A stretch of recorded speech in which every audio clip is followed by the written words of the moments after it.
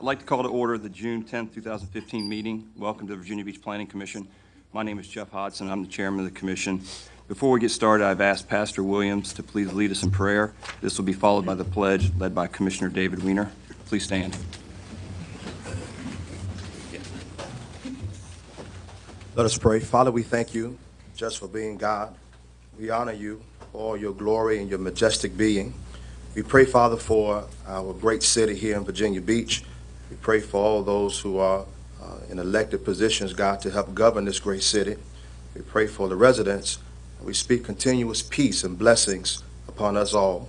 We thank you, God, for the ability to be here today, for the soundness of our minds and the activity of our limbs. And we pray continuous grace and favor upon us all. It is in Jesus' name that we pray today. Amen. Amen. Pledge allegiance to the flag of the United States of America and to the republic for which it stands, one nation, under God, indivisible, with liberty and justice for all.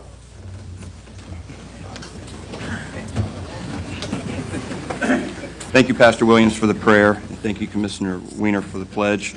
I've asked Commissioner Phil Russo to please introduce the members.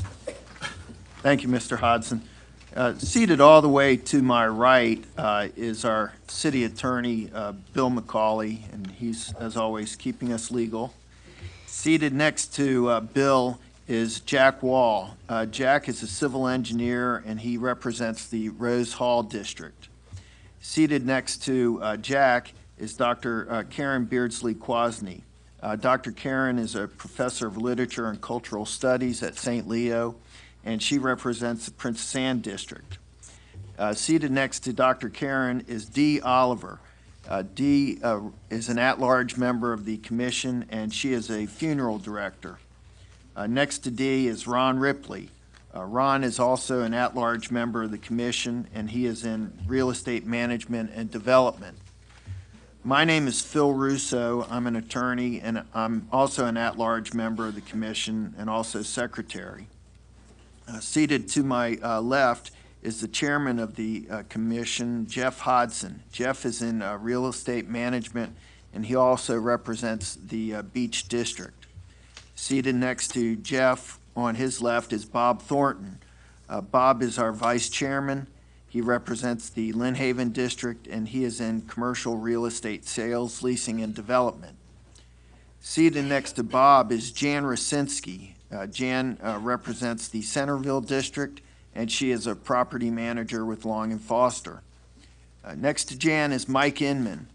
Mike is in real estate, an attorney in real estate, and he is also an at-large member of the Planning Commission. Next to Mike is David Weiner. David is in commercial sales, and he represents the Kempsville District. Next to David is Ross Brockwell. Ross is a structural engineer, and he represents the Bayside District. And then seated next to Ross is our Director of Planning, Jack Whitney. Jack, if you would introduce your staff who are present today. Thank you, Mr. Russo. Always a pleasure. Seated next to me, my favorite Category 6 evergreen, Mr. Ed Whedon. And staff from left to right, Mr. Kevin Kemp, Stephen White, Christine Gay, and Carolyn Smith. Behind them, embedded in the audience, I see Ms. Debbie Zivna and our zoning administrator, Karen Lasley, along with our extended family from the traffic engineering department. Thank you. I have just been told that we're having a recording issue, and we're going to need to hold for just 1 second. But I will say thank you, Mr. Russo, and Jan will ask you to do the rules in just a second. Thank you. Please bear with us.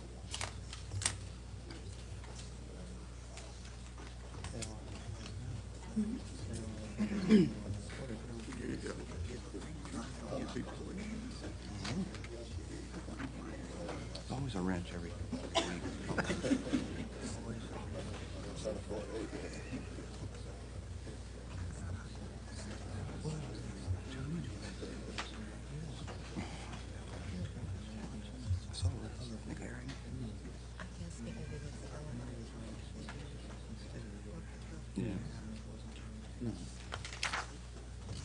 It's a very complete copy.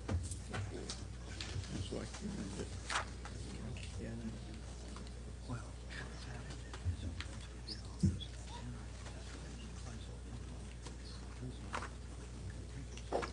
I think that's going to be everything.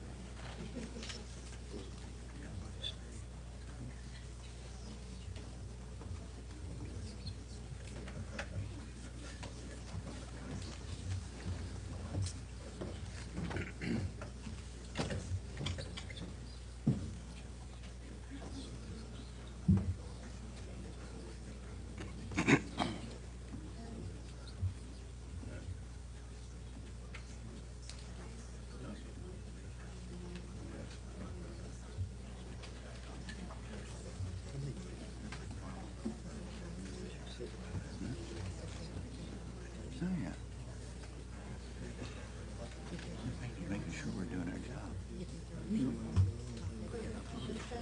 I think you're here.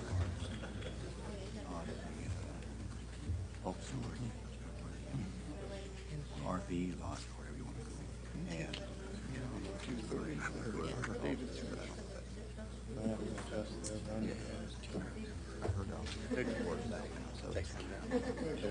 Good. Thank you for your patience. I think we're back on. Next order of business is the explanation of the rules we use to run the meeting. Commissioner Jan Rosinski will now explain those rules. Thank you, Chairman Hodgson. The Virginia Beach Planning Commission takes pride in being fair and courteous to all parties in attendance. It is important that all involved understand how the commission normally conducts its meetings. It's equally important that everyone is treated fairly and that they treat the members of the commission with respect and civility. The commission requests that if you have a cell phone that you please silence it or turn it off at this time. This is an abbreviated explanation of the rules. A complete set of the rules can be found in the front of the Planning Commission agenda for today. Following is the order of business for this public hearing. Withdrawals and deferrals. The chairman will ask if there's any requests for withdrawal or referral of any item on the agenda. Consideration of these requests will be made first. Consent agenda is the second order of business for consideration of those items on the consent agenda, which are items that the Planning Commission believes are unopposed and which have favorable staff recommendation. Regular agenda. The commission will then proceed with the remaining items on the agenda. Please note that action taken by the commission today are in the form of a recommendation to the Virginia Beach City Council. The final decision for approval or disapproval of an application is made by City Council.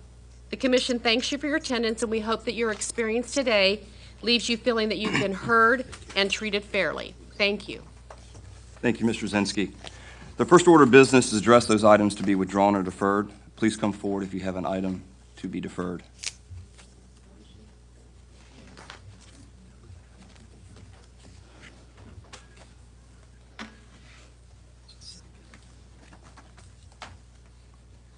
Good afternoon.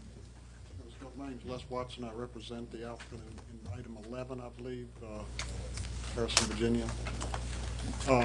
We are having some additional meetings with staff and would like to ask that that be deferred until the July 8th meeting.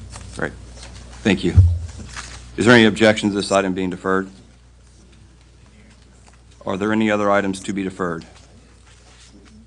It's been brought to the chair's attention that agenda item is requesting deferral. Is there any objection to this item? I'm sorry, what did I say? Agenda item 1. Any objection to agenda item 1 being deferred? I have also been made aware that agenda item number 6 is requesting deferral. Any objection to this item? And the last item is agenda item D1 is requesting deferral. Any objection? It's also been brought to my attention that agenda item 4 has been withdrawn. Do I have a motion on the deferred items? Mr. Chairman, I would move that item 1, 6, 11, and D1 be deferred, and item, did you say 4, be withdrawn? Motion made by Vice Chairman Thornton. Is there a second? Second. Seconded by Commissioner Rosinski. We are now ready to vote. Jeff, I gotta go verbal with this one, okay? Okay. Ross? Aye. Jeff? Aye. Mike? Aye. Karen? Aye. Dee? Aye. Ron? Aye. Dan, Aye. Bill, Aye. Bob, Aye. Jack? Aye. Don't you abstain on one? No, And we're doing the, Dave? Aye. By a vote of 11 to 0, the commission has deferred items 1, 6, and 11, and D1, and withdrew item number 4. Thank you. The next items we'll address are those to be placed on our consent agenda. The vice chair will handle this portion of the agenda. Thank you, Mr. Chairman. This afternoon, we have 8 items on the consent agenda. The first matter on the consent agenda is item number 2.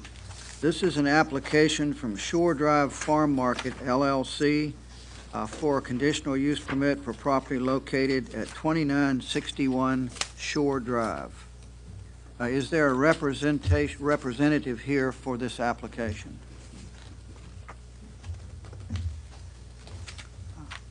Good afternoon. Please state your name for the record.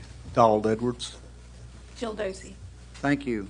Are the conditions that are set forth from the staff acceptable to you? Yes, they are. Okay, thank you.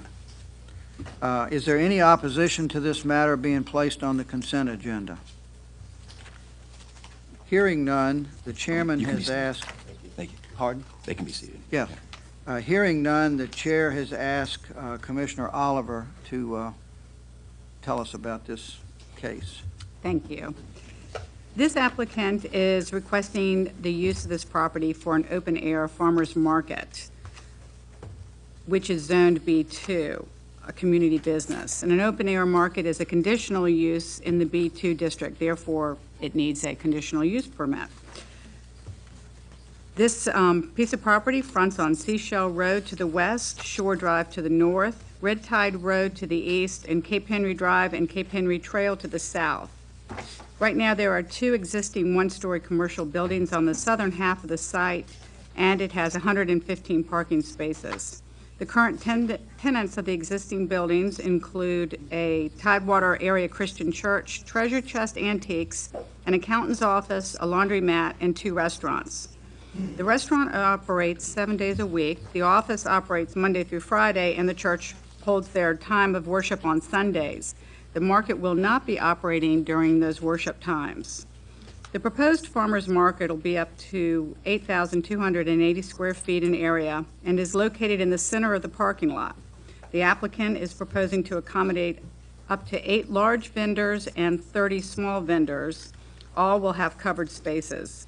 The vendors will sell produce including locally grown, seafood, meat, and as well as specialty cheese, baked breads, pastries. Some pieces of art or handcraft goods by local artists and craftsmen will also be available for sale. The applicant is open to having up to 4 food trucks and trailers. However, right now the vision for this open-air market is largely of the traditional model of tent vendors.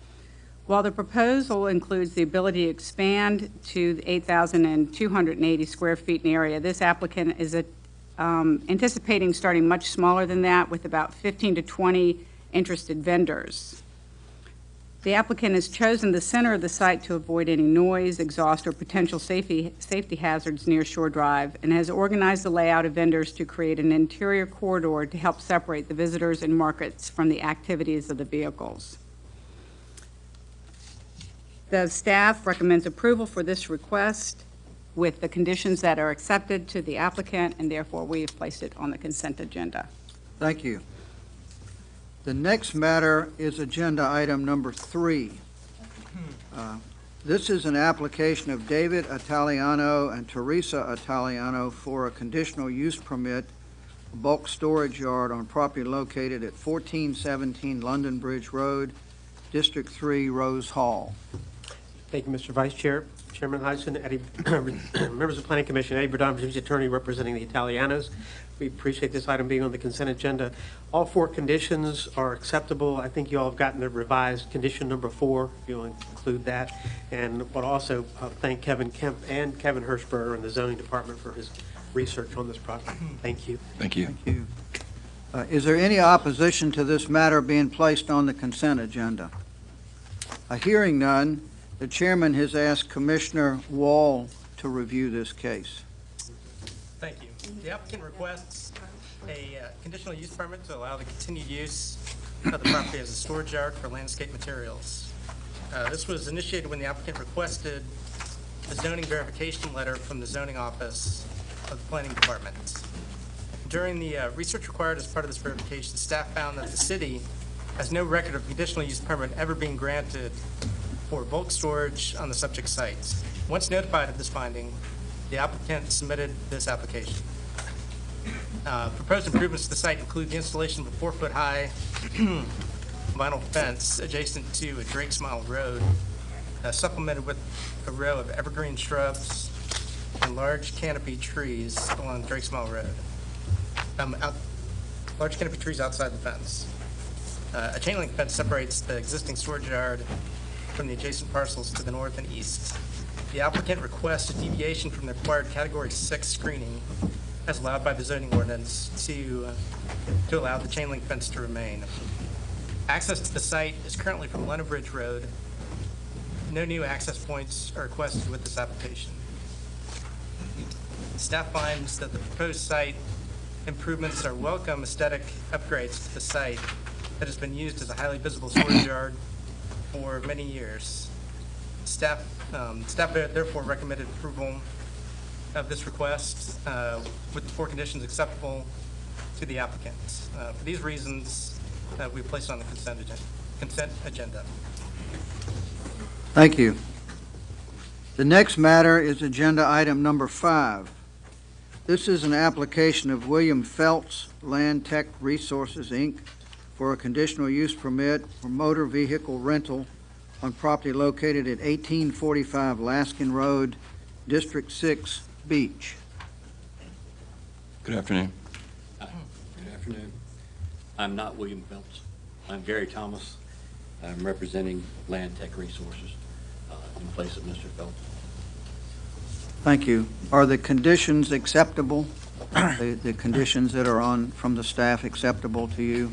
At this time, I haven't had a chance to review the conditions, but I believe everything would be acceptable because I haven't heard different. Mr. Phelps got called out. I'm sorry. Okay, well, thank you. In order for this to stay on the consent agenda, we need to have an affirmation that they are acceptable. I'm sure they are acceptable. Okay, well, we'll take that as a positive. Yes, sir. Okay. And if not, you and Mr. It's Phelps on can me. take it up. That's right. Is there any opposition to this matter being on the consent agenda? Thank you. Hearing none, the chair has asked Commissioner Russo to review this application. Thank you, Mr. Thornton. The applicant is requesting a conditional use permit to allow redevelopment of this site for motor vehicle rentals. Currently, there's a car wash located on the site, and it's been in operation for quite some time. The redevelopment of the .687 acre parcel includes removing the existing structure and building a 1,400 square foot building with parking and rental car storage. The proposed building will contain office space as well as one car wash bay. The motor vehicle rental business will also employ up to 4 people. This is a pretty basic application. This is a area whose time had come for an upgrade, and this is a fine redevelopment of the parcel. And as a result, the Planning Commission has determined to place this on the consent agenda. Thank you. The next item is an application, item number 7. This is an application of Kings Grant Baptist Church for a conditional use permit for an open-air farm market on property located at 873 Little Neck Road, District 5, Lynn Haven.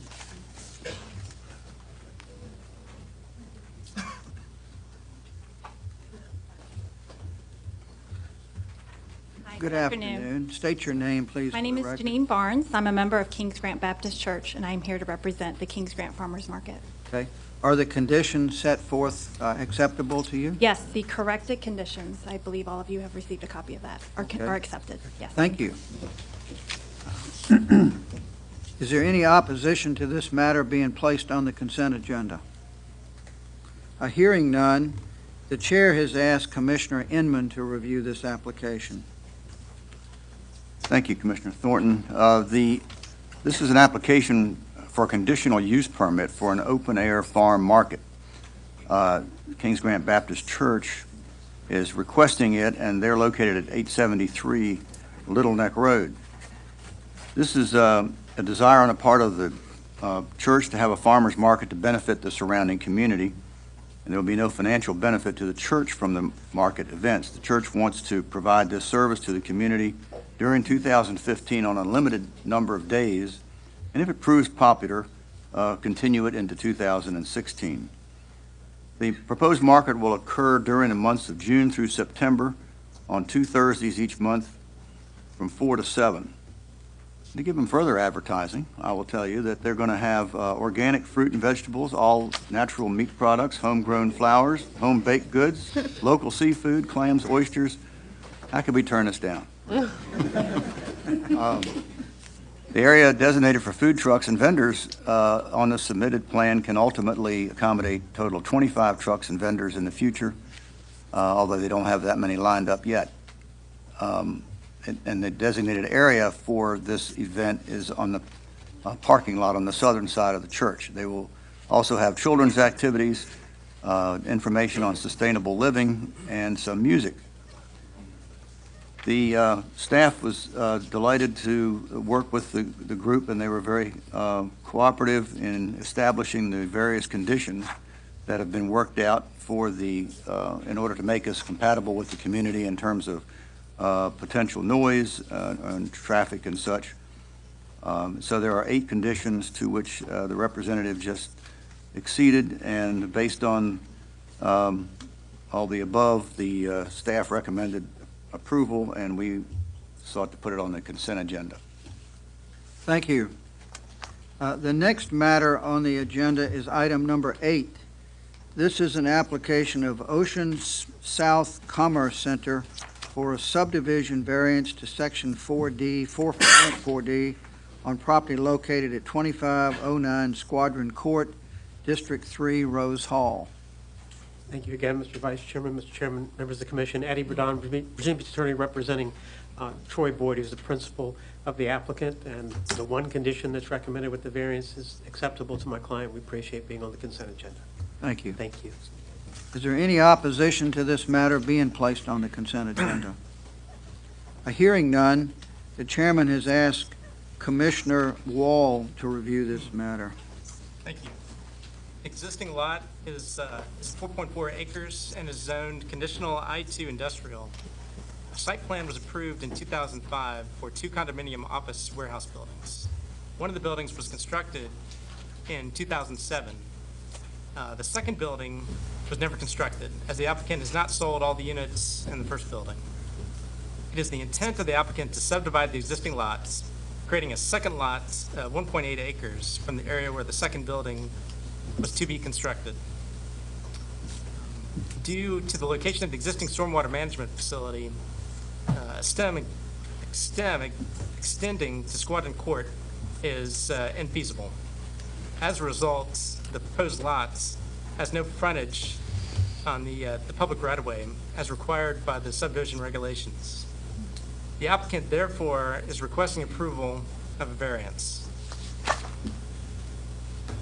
The applicant has been discussing this proposal to subdivide the lot with staff of the various city departments for several months and has already secured approvals of variances to utility services that will be necessary to market and develop this site. Staff recommends approval of this request with one condition acceptable to the applicants. For these reasons, we have placed this item on the consent agenda. Thank you. The next matter is agenda item number 9. This is an application of Happy Boxes Lynn Haven LLC for a conditional use permit of self-storage on property located on the east side of South Lynn Haven Road, approximately 900 feet south of Sabre Street, District 3 in Rose Hall. Mr. Vice Chairman, Mr. Chairman, members of the Commission, I'm Howard Gordon. I'm an attorney with Williams Mullen. We represent the applicant, Happy Boxes Lynn Haven. for the self-storage, enclosed self-storage on the site. The three conditions in the report are acceptable to the applicant. Thank you. Thank you. Is there any opposition to this matter being placed on the consent agenda? Hearing none, the chair has asked Commissioner Rosinski to address this matter. Thank you, Commissioner Thornton. The applicant is proposing to develop and use the site for an enclosed self-storage facility. The site is Zone B2, Community Business District. Within that district, and proposed use requires that a conditional use permit be given for a mini warehouse. The subject site is part of the Lynn Haven North Shopping Center as a 1.79 acre portion of the 3.15 acre parcel. The site is flat and grassy and undeveloped. Partial landscaping extends along the west lot line, and to the north is surface parking used by the shopping center. To the east is the American Indoor Karting, and to the south there's a stand of trees and a stormwater pond. The proposed structure will be 3 stories and 1,800 square feet. The building will have 3,600 square foot footprint and be situated approximately 15 feet from the east lot line and 10 feet from the south lot line.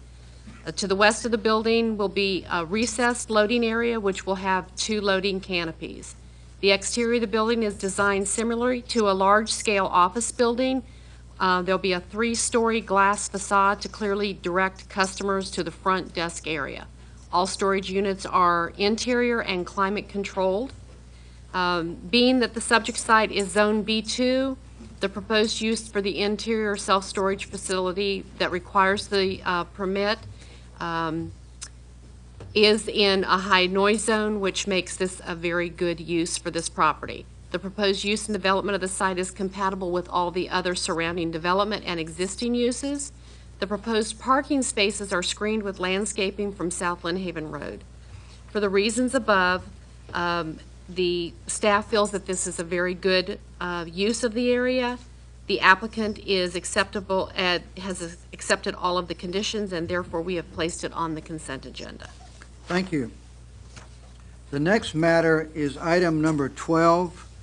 This is the City of Virginia Beach veterinary establishments. This is an ordinance to amend Section 801 of the city zoning ordinance to allow veterinary establishments as permitted use in the office district.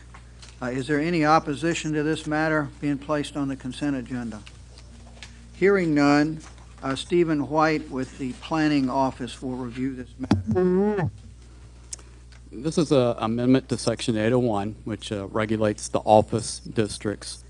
And what it'll do is permit veterinary offices in the 01 and 02 office districts. And the reason this amendment is coming before you is we are seeing an increasing number of specialized veterinary medicine specialists, the best way to put it. Someone who will concentrate on a certain part of the body, someone who's looking at the animal's digestive system, or someone who's looking at the animal's eyes, just one special area. And they have a medical office where they will check the animal and will do some determination of whether there is any additional surgery needed, and that surgery will take place in another building. But this will allow them to have a medical office in a medical setting, because currently they are not allowed in the office district. Thank you. The last item on the agenda, on the consent agenda today, is item number 13. This is the City of Virginia Beach Farm Distilleries. This is an ordinance to amend City Zoning Ordinance Sections 111, etc., defining farm distillery, setting forth the general requirements for the use and allowing the use as a principal use in the AG1 and AG2 ag districts. Is there any opposition to this matter being placed on the agenda? Hearing none, the chair has asked Bill McCauley to quickly review this for us. Thank you, Mr. Chairman, members of the commission. What this ordinance does is to allow farm distilleries, which are defined as a distillery that manufactures no more than 36,000 gallons of alcohol beverages other than wine or beer, in other words, spirits, per calendar year. and is located on a farm that's owned or leased by the distillery, and in which all agricultural products used by the distillery in the manufacture of its alcoholic beverages are grown on the farm. That definition is important because it does allow distilleries in the agricultural zoning districts, but all of the ingredients have to be grown on the farm, which precludes large distillers like Seagram's or some other places from just going ahead and moving into the agricultural district in Virginia Beach and having a large-scale distillery. The use also is allowed to sell spirits it manufactures at wholesale or at retail, in other words, to have little tasting rooms, things like that. The reason we're bringing this forward is that the General Assembly, in its most recent session, did adopt legislation which requires localities to allow these uses with the limitations I just described as permitted principal uses. In other words, by right uses which do not require either a conditional use permit or any other form of discretionary zoning approval by the city council in agricultural districts. And that's what we've done. The ordinance pretty much tracks the language of the state legislation. I will add that the ordinance has been reviewed by the Agricultural Advisory Commission, which recommends that it go forward. Thank you. This morning, Mr. McCauley reminded us that we are doing everything in Virginia Beach to remove all vestiges of prohibition. And we wanted to call this the Farm Still Act, but it's really the Farm Distilleries Amendment. But thank you, Mr. McCauley. Mr. Chairman, that was the last item on the consent agenda. I would like to move that items 2, 3, 5, 7, 8, 9, 12, and 13 be approved on the consent agenda. Motion made by Vice Chairman Thornton. Is there a second?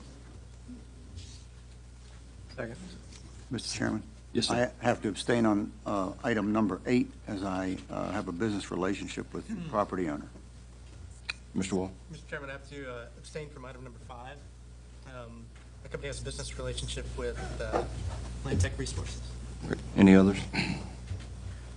All right, motion made by Vice Chairman Thornton, seconded by Commissioner Brockwell, with abstention noted by Commissioner Inman for agenda item number 8 and Commissioner Wall for agenda item number 5. We are ready to vote. Your verbal. Aye. Jeff? Aye. Mike? Aye, except for number 8. Karen? Aye. 9, right? 8. 9? Karen? Aye. Dee? Aye. Ron? Aye. Dan? Aye. Phil? Aye. Bob? Aye. Jack? Aye, except for 5.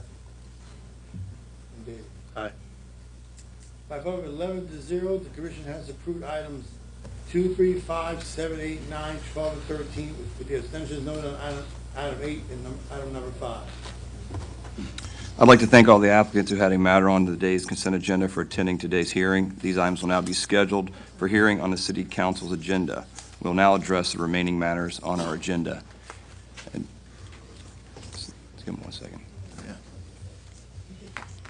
Before we get started, I'd just like to remind all speakers, whether you're in support or opposition, that there is a 3-minute time limit. When you see the yellow light flashing, that means you need to start to wrap it up. By the time the red light comes on, I will have to ask you to stop. This is to keep it fair for everybody that's here to speak. If you are speaking for a group such as a Civic League president, you will be allotted 10 minutes. With that, Mr. Russo. Mr. Chairman, our first hearing is application number 10, Piney Grove Baptist Church, for a conditional use permit for the expansion of a religious facility church on property located at 2804 Holland Road and 2821 Bald Eagle Road, District 7, Princess Anne. And our first speaker in support is Mark Ricketts.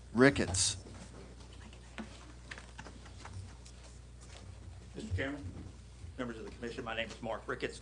I'm with the engineering firm of Site Improvement Associates. We represent the owner, the applicant, the Piney Grove Baptist Church. Basically, what I want to do is just, we've talked in the informal session this morning about the specific aspects of the application. My job here is to introduce the pastor and the senior deacon so that they can make the presentation from the church's perspective, but we're here, and the architect as well, are here to answer any sort of technical questions that you may have about it. So with that, I'd like to Great. refer to the. Thank you. Let them speak. Yes, sure. Thank you. Okay, then our next speaker is Pastor D.L. Williams. Good evening to the committee. First of all, I would like this committee to know that Piney Grove Baptist Church has been a very responsible applicant, and we have done all that we can to work with our neighbors in order to get this proposal off the ground. Throughout the process, there are a couple of things that we have valued. One of those things was open and honest communication with our neighbors, as well as a strong willingness to compromise. Throughout a few months, we have met with the community on 4 different occasions. We met with them at large, as well as in a small group setting. The reason we met with the community as much as we did was to give ourselves an opportunity to hear legitimate concerns so that we could address them in a proposal. Once we did that, the proposal that we gave you is not the original plan that Piney Grove had for its property, but it became a compromise version. It was jointly put together from community meetings, from having healthy dialogues, and from intermingling their concerns with our vision to expand. Some of those compromises that were made, including us embellishing the buffers to go beyond what is required of us in our buffering with our neighboring residential areas, as well as the fencing on our property for 2821 Bald Eagle Road, and the strategic positioning even of the dumpster that we're going to have proposed on our new project. The main issue, however, as you know, is parking. When we first launched this plan, our initial plan after we purchased 2821 Bald Eagle Road was to demolish the home and to utilize that as parking. I explained to the community I wanted to take cars out of the community so that we could park all cars on our one central site. After we had the meeting at large, the community voiced a great displeasure for us to tear down the home and to make that parking. The displeasure was basically based upon aesthetics. They didn't want to take away from the beauty of the community. And so to compromise, we told them that we would take that off of the table in exchange for their support of our expansion project. And as you can see, we have held to our part of the compromise. So the parking capacity that we are looking for approval is not initially what the church wanted, but it is rather a result of us compromising in exchange for the community support. But now the community is saying to us, thank you for compromising and reducing your parking, but now you don't have enough parking for us to feel safe. So it seems as if the community is kind of putting us in a catch-22 between the beautification of the community and a safety.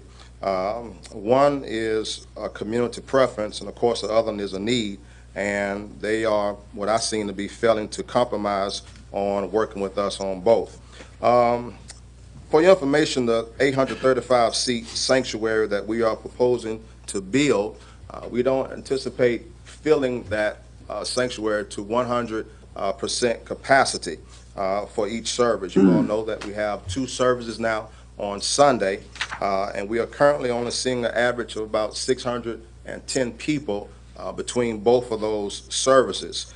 So even if our attendance doubles, we still will have more than enough room to satisfy our demand, and it will put our sanctuary at 75% capacity between both of those services. Our vision was not to build just enough seating for what we currently have on Sunday morning. Our vision was to build more than enough so that we can have room for growth, as well as have room for special services, such as Mother's Day, of course, when our attendance really doubles in size, as well as watch night service, New Year's Eve service, and some other major church services. All of the aforementioned facts that I've talked about serve to prove that Piney Grove has, again, been very diligent to not only listen to our neighbors, but to actively address their legitimate concerns. And throughout this process, we as an applicant has shown readiness, and we have shown a great deal of commitment to compromise with our neighbors, even at the expense of us getting the short end of the stick in the name of compromise. You all know that Piney Grove Baptist Church is a historic presence, not only in our community, but also in the entire city of Virginia Beach.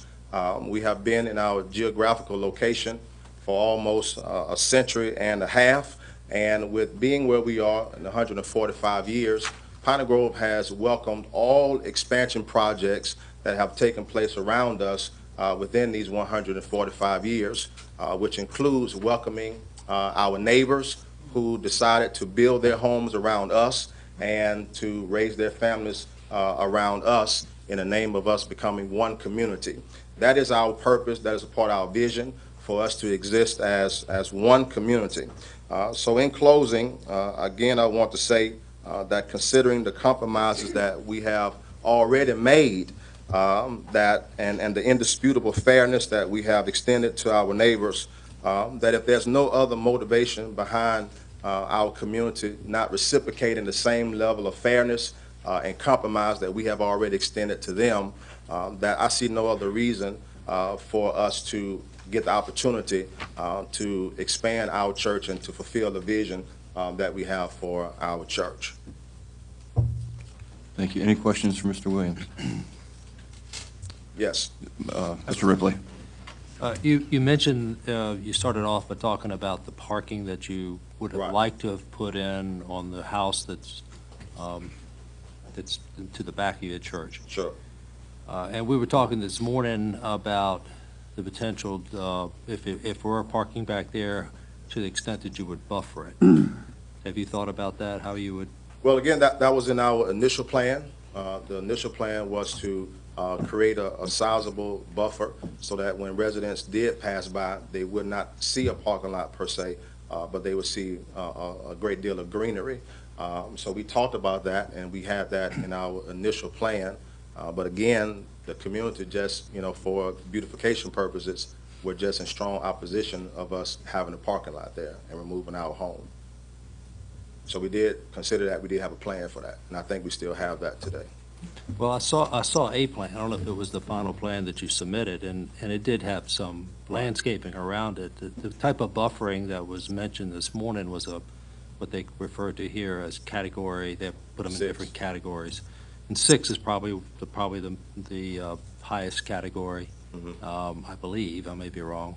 And that involves a fence and then landscaping the outside of the fence and maintaining it and those type of things. Is that something that, I can't tell you which way this is going to go, but I'm just speaking for myself. If that's the way this application were to go, is that something you'd be willing to do? We're more than willing to do that. Okay. More than willing. Mr. Thornton. So your initial plan, we saw a copy of it today, was to tear the house down and have parking all back there. And you, in a spirit of compromise, are you saying that you've pulled that off the table for the time being and said to your neighbors, I won't park back there? We'll just leave the house back there and let it be a rental property. Is that sort of the history of that? That was the term of compromise. The community asked us if they agreed to back our project, would we remove that off of the table? And we did that. But when we did it, they came back and said, now you don't have enough parking and we don't feel safe. So it's like they presented a moving target for us, that we couldn't satisfy what they really wanted. So your initial plan would have liked to have had that area parked? Again, but my vision, and I told this to the community at the first at-large meeting, My vision was to have enough parking where we can remove all cars out of the community, period. So we can have all of our members and visitors parking on site, and there will be nobody in the community at all. Okay, thank you. Thank you. Any other questions? Ms. Oliver? A question, and I read it somewhere, and I'm not sure where it exactly was, but at one point, there was addressing the times of the service, the 8 and the 11. Right. And did you all, at one point, think about moving the 8 o'clock service to a 9? Was that, did I read that? We talked about that in the conditions, given Right, that okay. parking got out of control. What are some of the options that we could utilize to deal with the parking issue?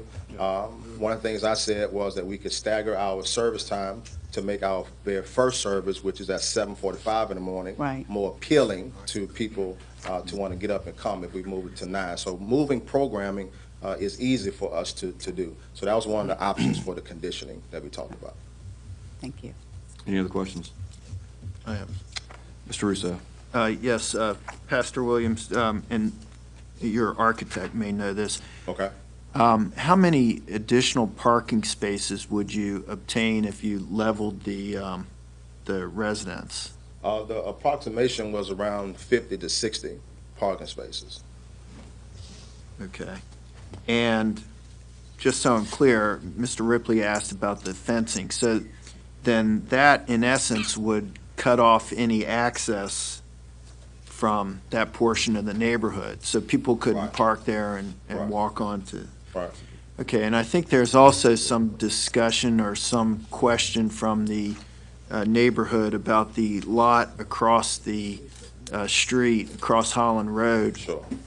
And I think there's some question about developing that lot to increase the parking in that area. Have you given thought to that? Well, again, we talked about that as other flexible options that we could utilize if the current parking that we are requesting, if we grow beyond that.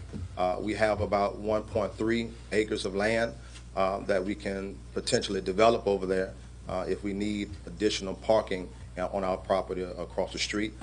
And we talked about with the city having a plan to expand to 4 lanes. We talked about having a shuttle service to meet the satisfaction of the community who raised questions about people crossing the street at Chestwood, I think it is, at the corner of Chestwood. So we talked about, we can have a shuttle to satisfy the concerns of the community, to shuttle people from that lot over to our on-site property. So those, again, were conditions that we were trying to compromise on. Okay. So the property across Holland Road, you said, is that 1.3 acres of, because I know there's a cemetery there. there. But we Right. have approximately about 1.3 acres that we can develop. Okay. I want to say it's about 2.6, I think, complete, I think. But from my understanding, we have about 1.3 that we can develop, which from my understanding will give us a parking capacity of about 150 more parking spaces if we were to do that. Thank you. Any other questions? I have one quick one, kind of feeding on what Phil just said. So would you rather, with your initial plan, put it where the house is, your parking, or would you prefer to be able to take the 1.3 acres across the street and make that a full parking facility? I would prefer to have all my parking on one site for a lot of different reasons. Yeah. Number one, it's cheaper. Yeah. Given the new ordinances with, underground drainage. We already have that system on site, so it wouldn't cost us as much to extend our parking where the home is. If we go across the street, we're looking at almost $500,000 to develop that with the underground drainage. Number two, it will be an inconvenience to have to develop across the street and develop a shuttle system because you have the plausibility of rain and you have to deal with people waiting in the rain to get on the shuttle and come across. However, again, as I stated before, we've made a lot of compromises where we have come on the short end of the stick, but we've taken that in the name of partnership and compromise to try to work with our community. So we've been trying to do everything that we possibly can to make this project successful for both parties. But I would primarily prefer my initial plan to have all my parking on site. Okay. And that'll give me about 240, maybe a little bit more parking spaces. Okay. Ms. Quasny. I have an additional question about the parking. So optimally, if we were to use the residential lot, would you continue to then would you agree to then use the lot across the street via shuttle or whatever method possible so that you could still maximize your number of lots? For instance, if you were gain 70 by being able to use the residential lot and gain another 70 by continuing to use the adjacent lot, Right. we come pretty close to what some of the figures seem to suggest is the traffic You're at or about parking needed. 320 parking spaces with both. And, you know, given the condition of parking no more than 40 in the community to make the community happy, you're talking about potentially 350, 55, if we're allowed to still park less than 40 in the community without upsetting the community. So that would be ideal, you know, but the cross the street parking will now become an at-need basis for 10, 15 years from now.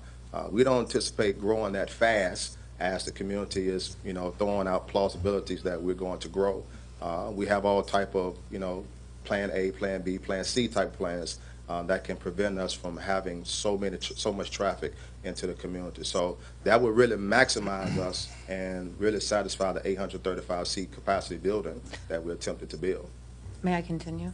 Yes, please. So I'm just trying to minimize impacts that have to be addressed after the fact, Right. and instead take a look at what can be done to minimize impact Right. now, kind of guaranteed. Right. So rather than, I mean, in my mind, I'm thinking how to get those cars off that road and actually utilize, if in an ideal world, you were able to Category 6 buffer and remove the access to that property from the residential street, access it from your own site, and then also continue to utilize via a conditioned shuttle service across the street, you get very close to what the traffic study seems to suggest is the parking that you need, rather than continuing to include the 40. The 40 on the street then would be special occasion kind of That was a parking. condition that was put in. Would you still be amenable to that condition if you had additional parking on the residential lot, you know, to allow for shuttle across the street?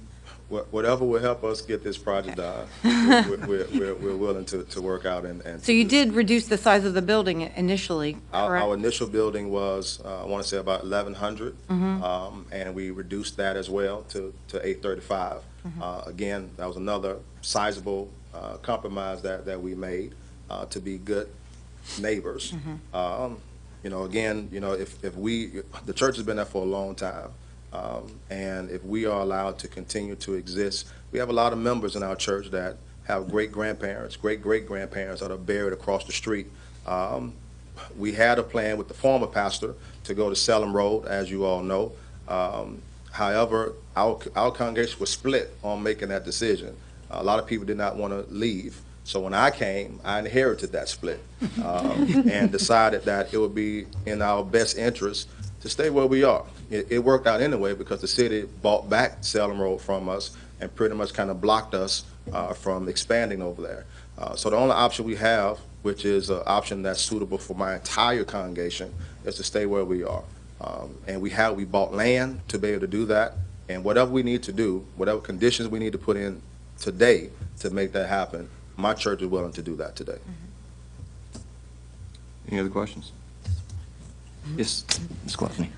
But your level of expansion won't be decreased. That's not one of the things on the table. Decrease as far as where? From 835 to 650. Just throwing it out there. But 650, we haven't talked about seating. We have enough parking to do more than 835. So the 835 that we're talking is already a compromise. And we feel like it will be suitable enough to not only handle where we are right now, but future growth and special services. Any other questions for Mr. Williams? Thank you, sir. Thank you, sir. Our next speaker is Richard Ivy.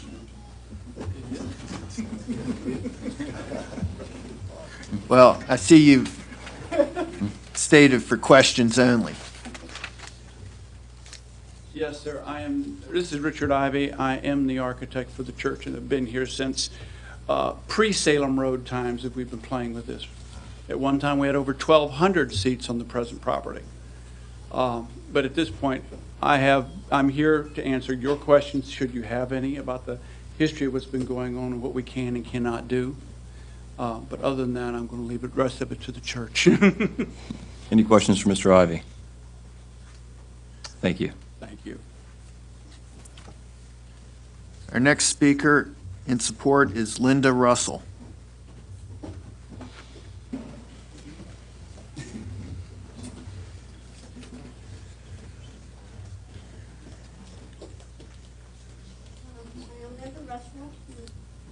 I live in Cardinal States, so I might be considered an outsider here. The reason I got involved with the Piney Grove Church is I came to my neighborhood, the first neighborhood to be built in 1963, just like the city. And my son was 2 years old, and my daughter was born here 40 years ago in my neighborhood. They not only chose to live in Virginia Beach, they've chosen to live in my neighborhood, okay?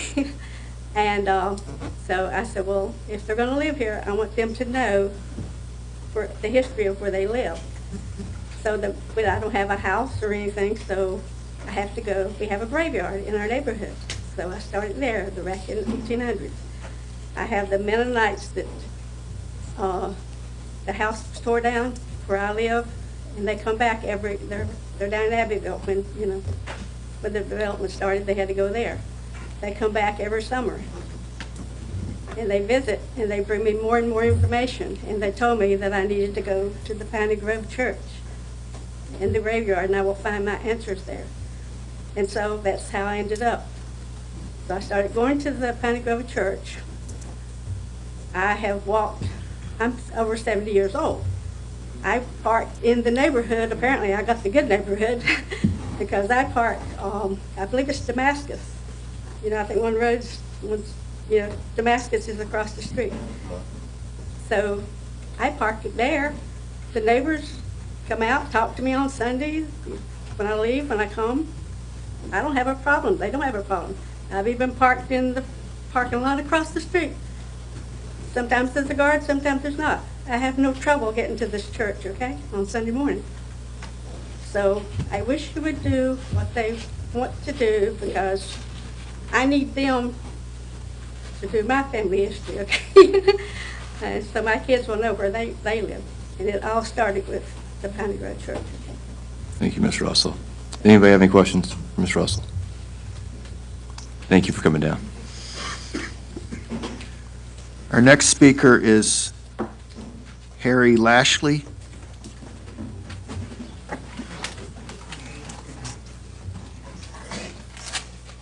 Good afternoon. Hello. I'm the church administrator for Piney Grove Baptist Church. I've been a member of the church for 20 years. Please state your name for us. Harry Lashley. Thank you. Over 20 years. And I serve as the chairman of the committee for over 12 years to the church. As I stated in the community meeting, the church stands, we have some growth in the public because we're a heavy populated military congregation. So people come and go in that process as you do. In our church, there's a lot of retired military people who stay here in this area in the process of it. And as you said, our pastor stated first that we didn't have planned to go to Salem Road with the change in that process of it. And as we had been with the community in that process, we had compromised in every way possible in doing what we want to do and adding other things as well. Originally, in that process of trying to delete the traffic off of in the community, that's why we did an entrance way from Chestwood, so that people will not have to go in the community to go around once the expansion of the highway is done. Because once the expansion was done previously, it was not giving us no turn away from coming down Holland Road and it's possible to make a left turn. And so basically we did look at the site as how we can develop behind the property itself, which gave up parking spaces as well to do that in that process. So to add the interest rate back there so we can relieve the traffic to be able to go in the community, so they come in and turn left on Chestwood to be able to gain interest in the site, in the parking lot. So I mean, as he stated, we have done all we can do to minimize the traffic in the community in the process of it, even doing the traffic study itself in the process of it. And as a state with the community, the traffic that belongs to it could be more of the community traffic versus the church traffic. Because once you do that in that process, what the light is going to the end of the Sugar Maple is going to make everyone who live in that community was Harlan and Harlan Woods to turn at the red light to go into the community in that process of vice the church itself. Any question for Mr. Lashley? Thank you, sir. Our next speaker is Joseph Allen.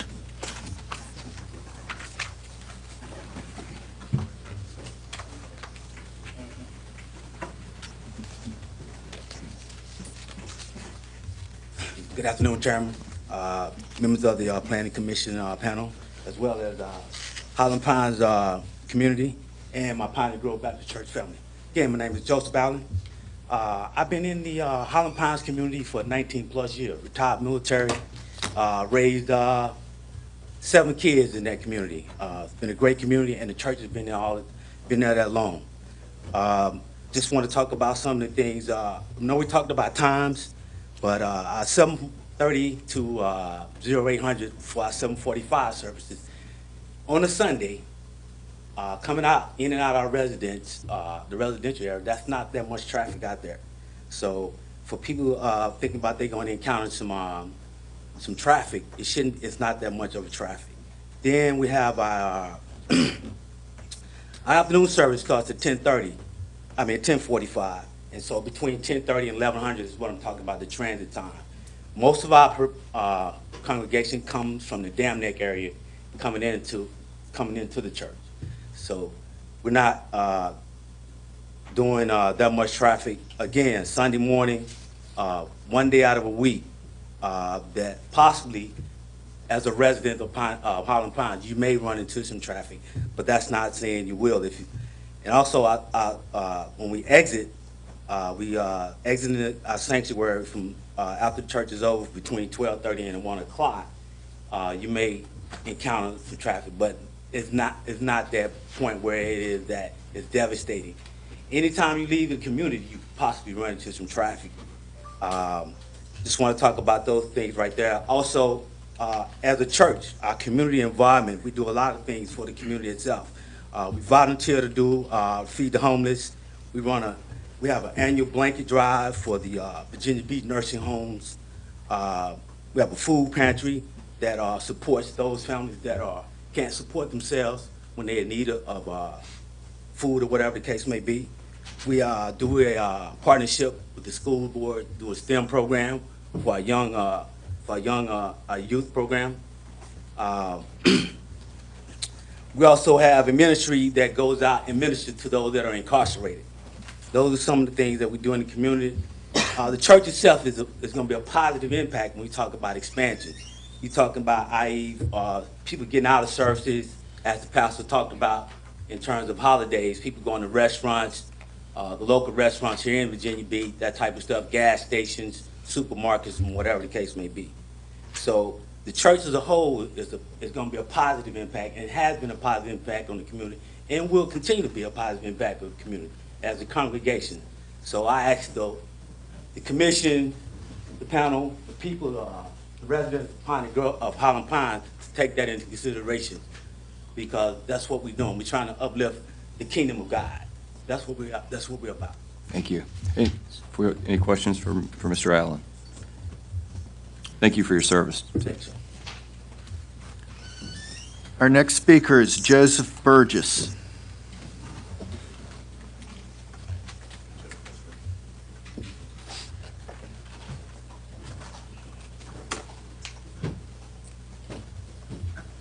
Good afternoon, Mr. Chairman, panel. I too come. Please state your name for the record. My name is Joseph Burgess. Thank you. I too come to bring forth some of the positives that I believe this church has done in the community and will continue to do.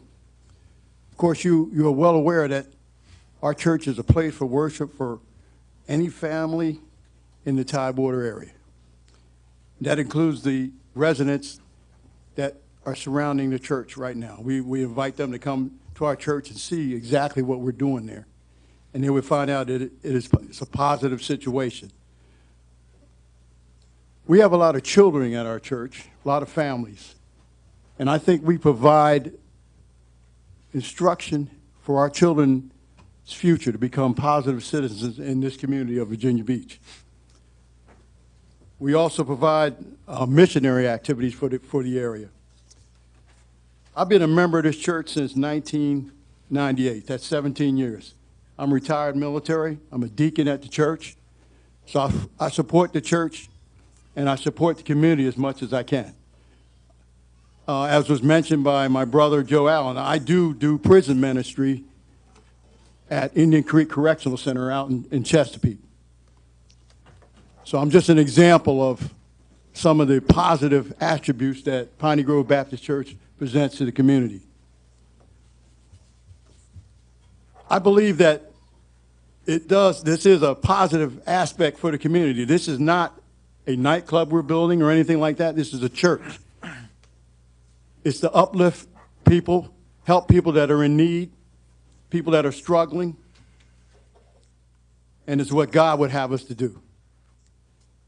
I would like to thank you for having me come and speak before you this afternoon. Thank you. Thank you. Will you be seated, Mr. Burgess? Just want to make sure that we don't have any questions for you before you head out. Any question for Mr. Burgess? Thank you very much. Thanks for your service to our country, too. Thank you. Our next speaker is George Minns.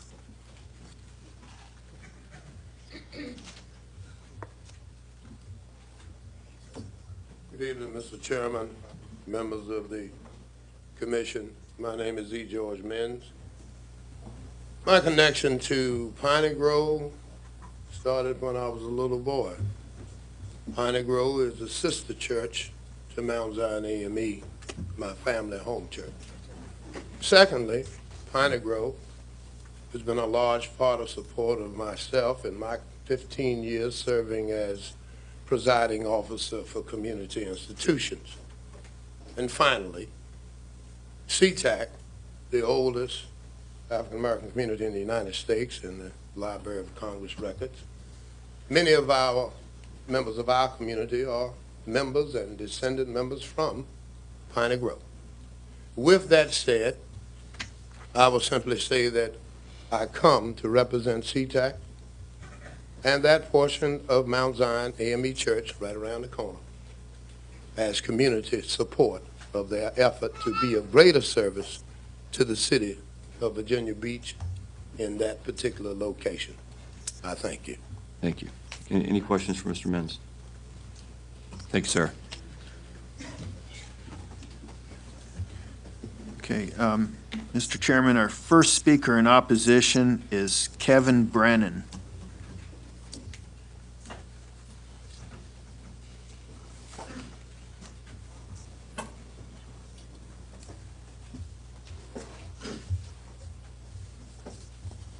Good afternoon.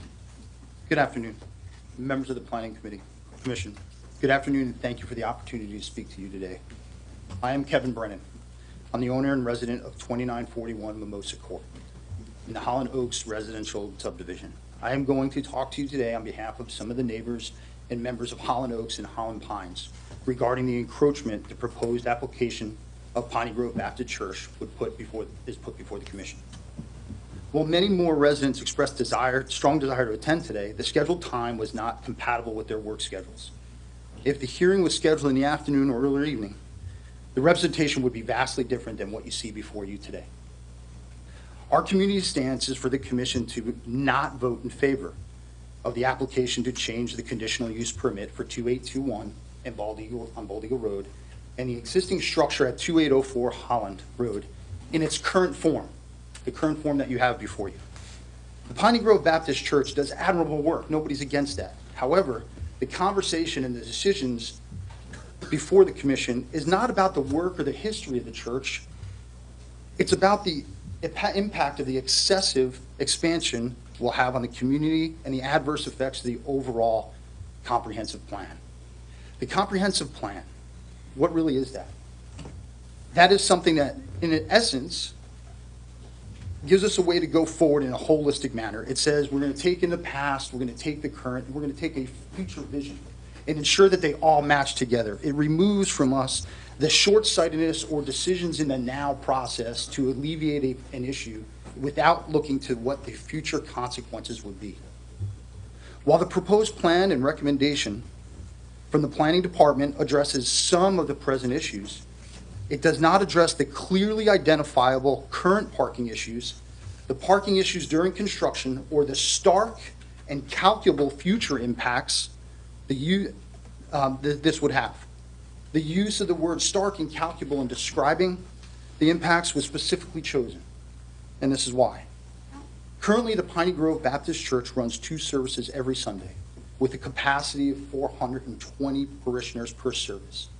with 62 improved on-site parking spaces and a non-conforming overflow parking area across Holland Road with an estimated capacity of 80 vehicles. In accordance with the church's own traffic study, the average attendance rate per vehicle is 2.5 occupants in every vehicle. Additionally, the demographic consisted of over 200 vehicles, with one breakdown consisting of 62 on the on-site, 69 across the street in the overflow, and 49 within the Holland Pines, Holland Oaks residential streets. The proposed expansion only creates 81 spots. It does not even equal the number required for the current attendance rates that are at the church in the church's own traffic study. The proposed expansion would increase the capacity of the church service from 420, which equals 200 vehicles now, to 835 parishioners. Mr. Brennan, I'll have to ask that you start to wrap it up. I was told 10 minutes. Are you speaking for the Civic League or? Yes, I was speaking on behalf of everybody for 10 minutes, is what I was told. Okay. And that's what I put Okay. on the card. Okay. Thank you very much. Yep. This creates a shortage of approximately 153 parking spaces immediately upon the completion of the project. The non-conforming lot, the City Department of Public Works and Traffic Engineering has concerns about people crossing a 4-lane highway, divided highway. While some concessions were made to preserve the single-family home at the cost of the approximately 50 parking spaces, two things were considered when we expressed those conditions. The value impact to our residents when a parking lot gets put next to our homes. And the other thing was that taking down that home was a 10 to 15-year plan. It wasn't an immediate plan. It was in their original plan when it was going to be 1,200 people in that church. And it was to make the requirement of 1-to-5 ratio for zoning. But it would not be there from the beginning. The next is the conditions that are imposed that would help to alleviate some of the traffic problems. Condition number 9, which only occurred within the last 24 hours. Condition number 9, the overall purpose of the building plan shouldn't have a condition to say, hey, come up with a plan and then figure it out. It should be put before you and it should be put before the community in phases of the construction so we all have a say of how that goes forward. Condition number 10, I would submit this as an unrealistic condition. Any reasonable person given a choice between parking across a 4-lane highway and taking a shuttle or an adjacent street and walking, what's reasonably going to happen? The person's going to park near it and walk in. They're not going to sit and wait. So this is absolutely, and given the choice that as every expansion would go and would continue to come into the Holland Oaks. And now condition 11, who would monitor this? The church, the community? The church has an average of 40 vehicles on Sundays already in the neighborhood. And we have approached them on many times to alleviate this problem, and they have implemented none of those conditions to date. So what is the expectation those conditions would be met in the future?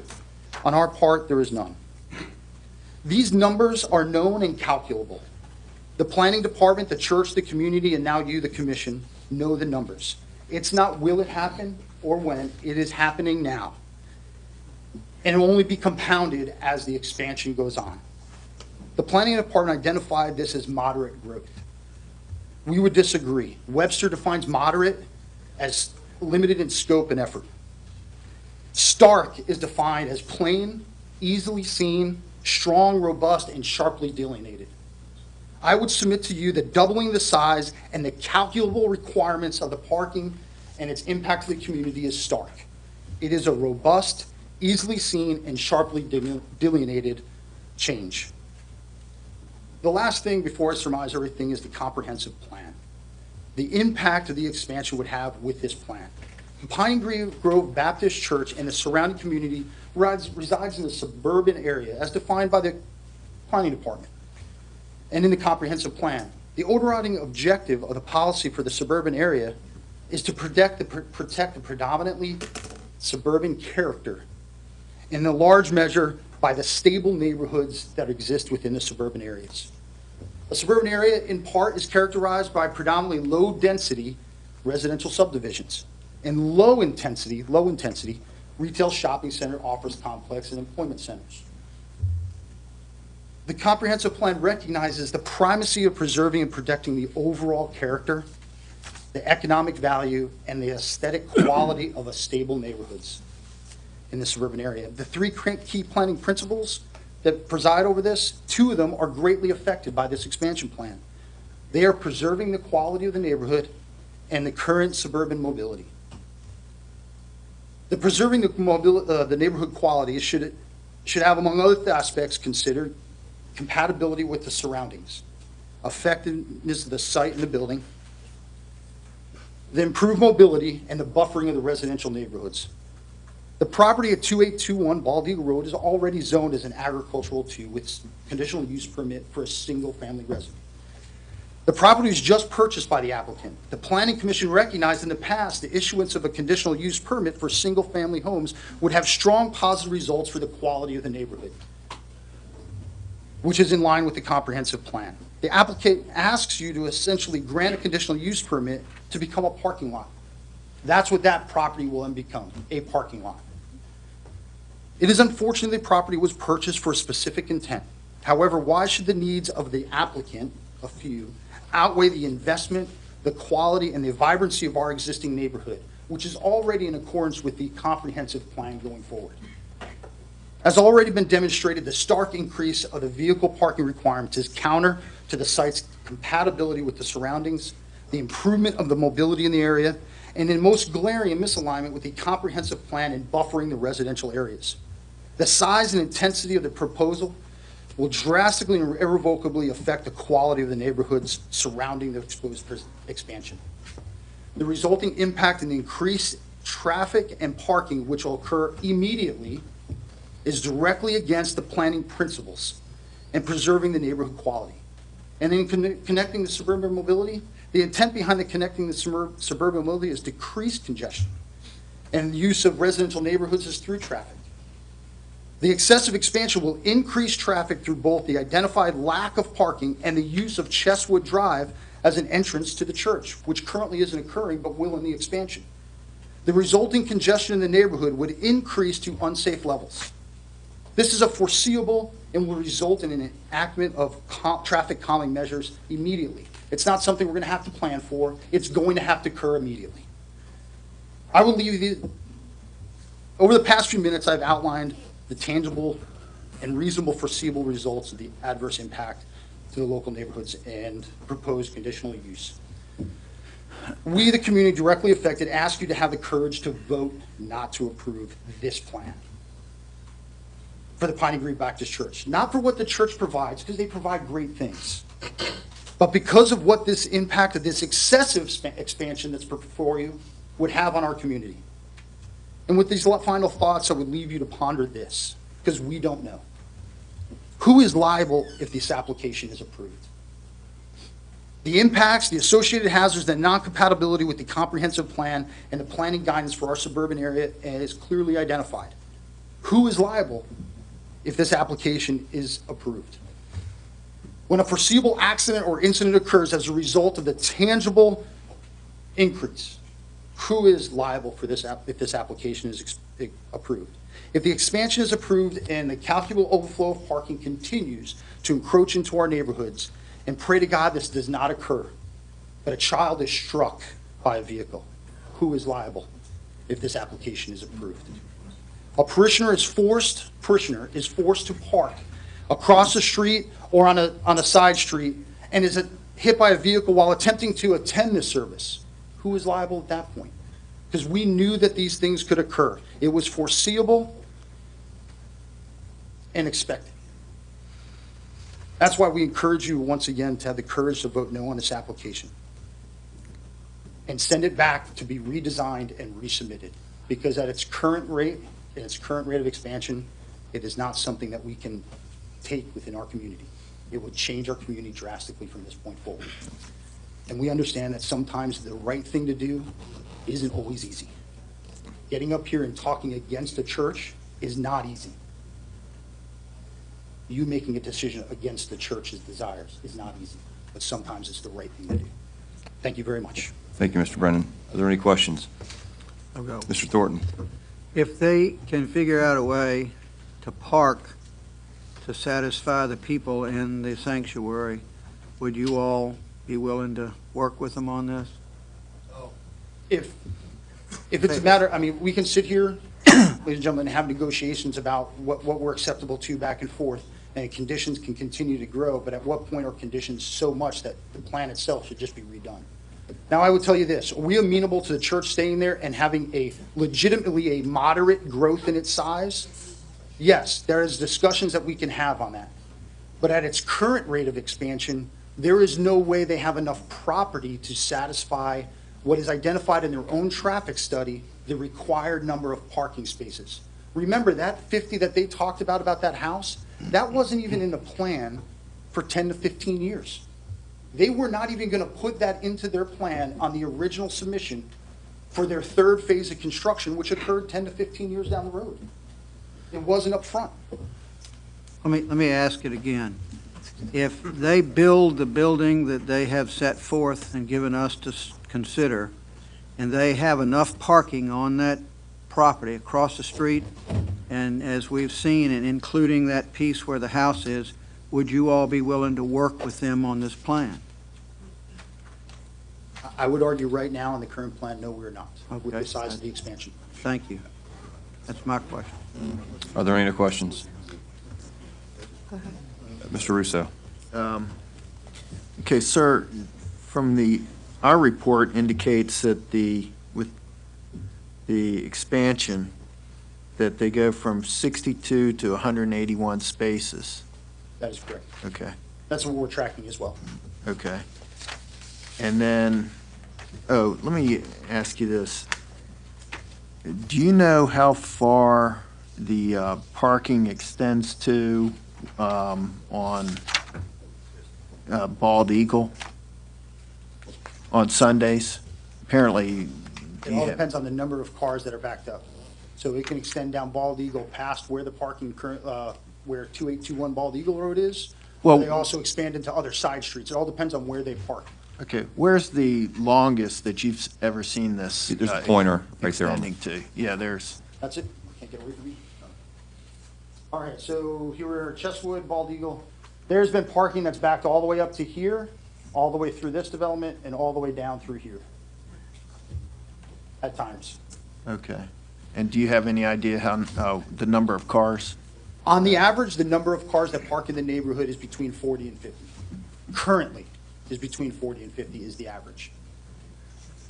Okay, well, the pastor stated that by leveling the house, you're going to obtain about 50 to 60 additional spaces then for parking. Yes. So wouldn't that eliminate the problem in the neighborhood? Well, that's also taking into consideration that people park across the road. Now, if you remove those from the streets around our neighborhood, who's to say that the ones that currently have to park across the road wouldn't then say, well, now there's spots available for me to park there, and I don't have to walk a mile into Holland Pines to get a spot. What you're saying is pulling off of there to equal the number of spots out of our neighborhood would alleviate the problem, and it doesn't, because the capacity that they have within the church requires them to have more spaces than they can put on that limited space of ground. Okay, but by eliminating the house and putting up the fencing in the Category 6, you're restricting people's ability to walk from Bald Eagle onto so they would have to park across the street. No, sir, they would continue to park down Chestwood and all the way up Bald Eagle and up through Rose Petal and walk down and enter the church over here, which they currently do. They don't walk currently through that residence. They walk down Chestwood Drive and walk into the church. The parking is all up this road and then turns up this road into here. I mean, are you sure that's going to happen? I mean, it seems like a shorter walk from across Holland Road. It already occurs. It's not, do I think that's going to happen? It already happens. And I would argue this, you put in that 4-lane divided highway, how many people here would walk across Dam Neck Road? Dam Neck Road is a 4-lane divided highway, right, at 45 miles an hour in most areas. I would argue you put that in on that road, and their crossing guards, while they do great work, are they really going to stop somebody that's speeding down that road at 45 miles an hour? It's not expected. Or are they going to wait for a a shuttle bus. Okay. And how is the shuttle bus going to get in and out of that property across the road? It's undeveloped. Okay, now, as far as the hours on Sunday, what time period is this parking issue a problem? The predominant time frames when the parking occurs and it's bad is at the 10:45 service. But we have spoken with the church many times, and they have never been amenable to changing their hours. Now, I granted they're saying they will now. That's great, and we would hope that they do. But let's see it done first to alleviate the problem they have now, as opposed to, hey, you're going to do it in the future, and then all of a sudden we have the problem. It should have been implemented already, and it hasn't been. Okay. And then finally, you bring up the comp plan, and apparently you recognize the work and the value of the church, but if you restrict the expansion, where are they going to go? So the church has already looked to other areas to expand. Because they have a want and a need. They want to expand, and they want to expand here. They had wanted to expand at one point someplace else. So it's their want to expand this site. It's not a need to expand this site. They can move somewhere else. The name Piney Grove Baptist Church is historical. There's no doubt. But they were willing already at one point to move to Salem Road. Why then do their needs have to be met in this location? They've only been at the present location since 1989. And though I love the 80s, I'm a child of the 80s, I would say there's not a whole lot of historical value or structures that have come out of the 80s. Well, I guess their response to that would be, why don't you move? Absolutely. But I bought the spot within the neighborhood that are zoned for R10 or R75, and that conditional use for 2821 was already approved by this board years ago to be conditionally used as a property. We bought it with that intent in mind. We have a holistic neighborhood in place. They have the ability to move. They have already desired to do it once before. So their expansion of their current growth, we're not saying don't expand, we're just saying don't expand as much as you are. Okay. Ms. Oliver. I have a question. Right now, they're parked, from what I understand, and correct me if I'm wrong, they're parked in the neighborhood streets because the lot that they have is full and the lot across the street is full, correct? That is not correct. The lot across the street is not full, they just choose to park down the street because it's closer? That is correct. If you go there on a Sunday morning, ma'am, and you look, the parking lot across the street and the parking lot in the church isn't even full. And they're still parking on the street at that point.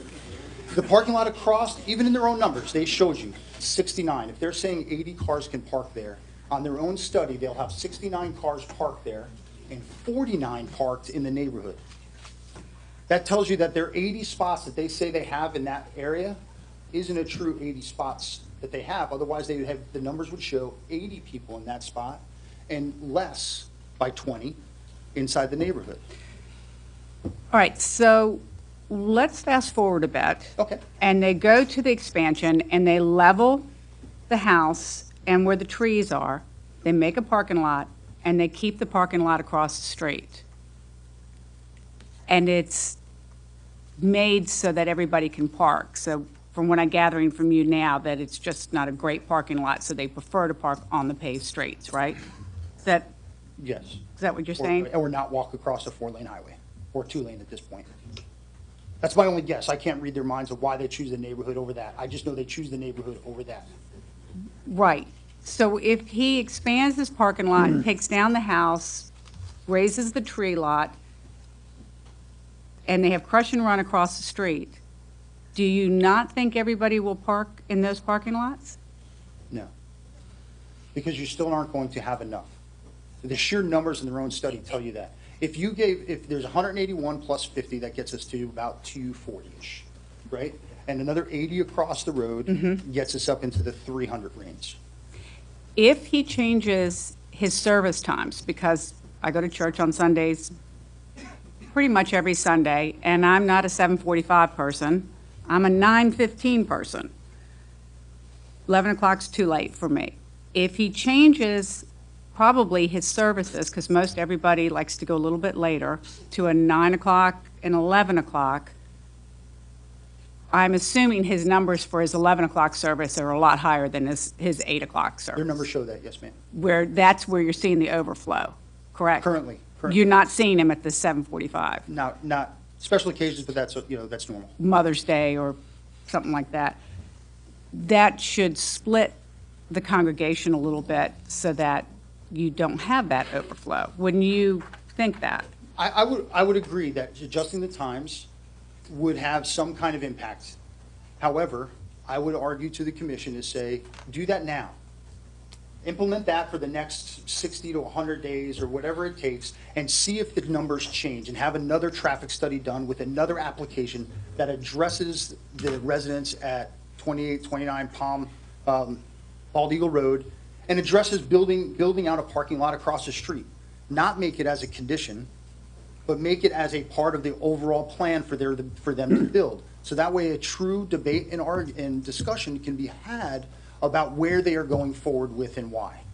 So am I hearing you correctly where you would prefer him to develop the piece of property across the street? Did I just hear you say that? That you would, I mean, I might have misunderstood you, that if he splits the services and then develops the piece of property across the street to make that his parking lot versus the one next to him? I'm saying is that is not something that we have seen in a proposal brought forward to go through the process that we're sitting here today culminating. Okay.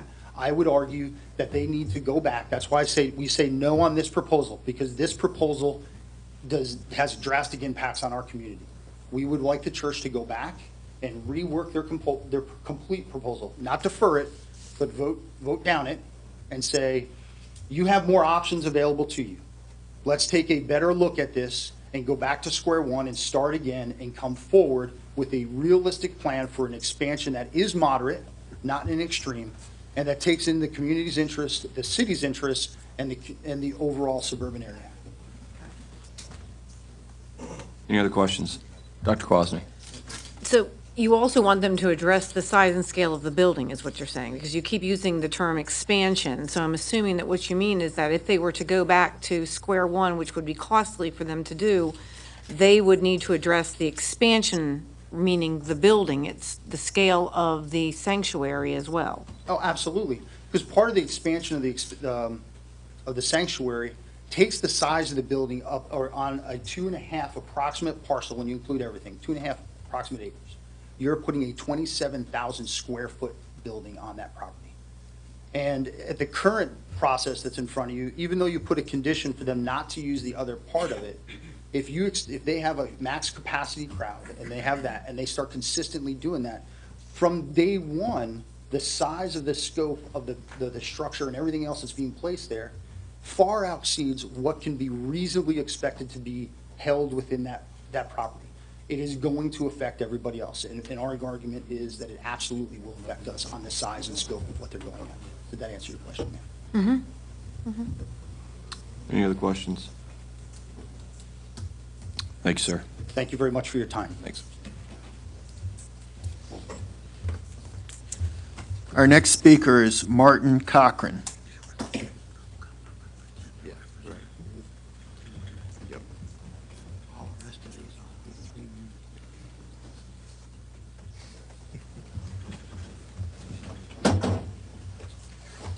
Good afternoon, Commissioners. My name is Martin Cochran, and I reside at 1804 Chestwood Drive in Highland Pines. The neighborhood has always been a great host to Piney Grove Baptist Church over the last 20 years, as they have utilized the streets of the neighborhood to satisfy their weekly needs for parking. We do not have a problem with the church being here. We also do not have a problem with the church expanding. The problem the neighborhood has is the scale of this project. The parcel in which they are trying to put a 27,000 square foot building is not large enough for such a building and still be able to satisfy the parking needs to accommodate such a size structure. This project is going to be 3,000 square feet short of tripling the size of the building. The church is wanting to expand their capacity from their current 420 seats to 835 seats, practically doubling their occupancy. Currently, on any given 1045 Sunday service, there are 200 plus cars attending Piney Grove Baptist Church, specifically 217 on this past Sunday. We are aware that The city's parking requirement is 5 to 1, but based on the numbers given to us in the traffic impact assessment, the counts we have made, and the attendance numbers given to the core group of neighbors by the church and the 522 meeting, the ratio is a more realistic 2.3 to 1. Doing simple math, if you have 835 members with an average of 2.3 members per car, you're going to have 363 cars. The expanded church lot is going to be 181 spaces. The non-conforming lot on the west side of Holland Road can accommodate 80 spaces. This gives the church 260 spaces. The remaining cars would be parked in Holland Pines. If the church maxes its potential, we could be looking at 100+ cars in our neighborhood. Based on the TIA, page ES-2, section 5 under site layout, the report states the expansion of the existing parking area from 62 spaces to 181 spaces should satisfy parking for the present attendance. The TIA report is stating that expanded lot will only satisfy the current parking. The church has mentioned that it isn't planning to max out its capacity, which is hard to believe that you would build a $4 million building and not max out its potential. If you build a building that size with that many seats, they will come. There is no way to stop them, nor would any pastor of any church want to stop potential guests. There is no way to mathematically that traffic is not going to either overflow in the gravel lot across Holland Road or spill in the neighborhood more than it currently is. This will force, in our meeting with the applicant, there has been notion that they don't know if there will fill seats and therefore don't think parking will be an issue. Traffic engineering doesn't think Holland Pines and Holland Oaks will see additional traffic in the neighborhood. The church says if parking becomes persistent in the neighborhood and across Holland Road and the gravel lot, then they will try other alternatives. With all due respect to city officials and all of those involved in this, the project being treated with all kinds of ifs, maybes, and don't think certain things will happen. We feel this is being treated too much on a reactive basis instead of proactive. As I stated earlier, we don't have a problem with the church, simply the scale of the church. Thank you. My light's blinking. Thank you for recognizing that. Yeah. Are there any questions for Mr. Cochran? Where do you live? 1804 Chestwood and Holland Pines. Okay. So down another block past Bald Eagle. Thank you. Any other questions? Thank you, sir. Okay, thanks. Our next speaker is David, is it Elkert or Eichert?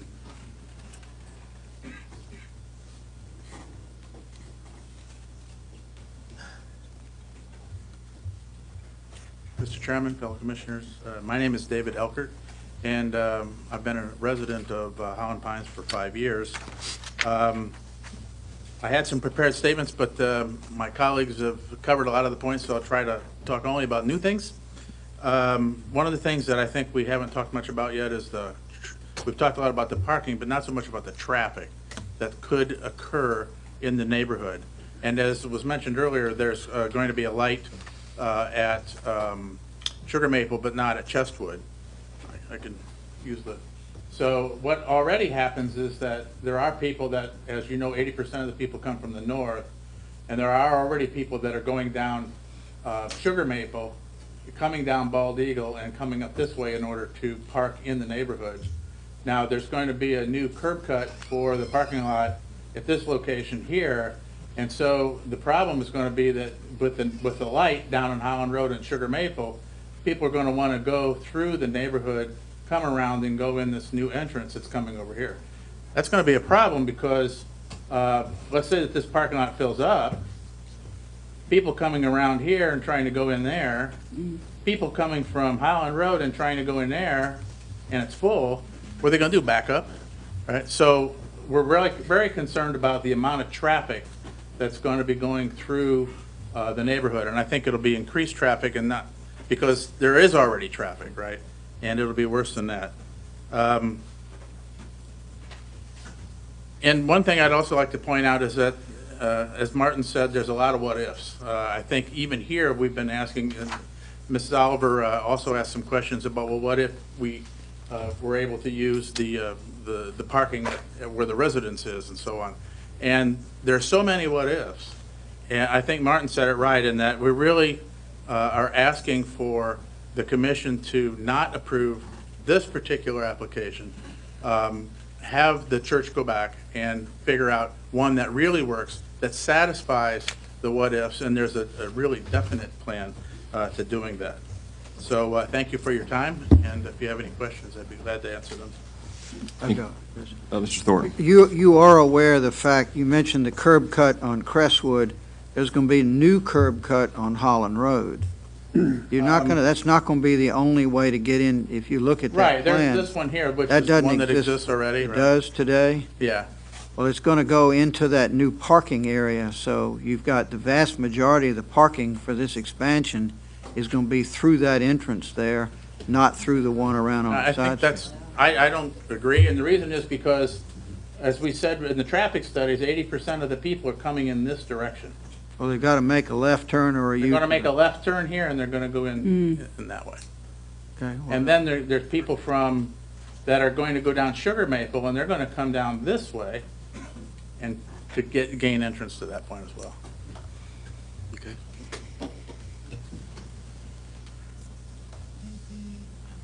Any other questions? Thank you. Our next speaker is Ron Clark.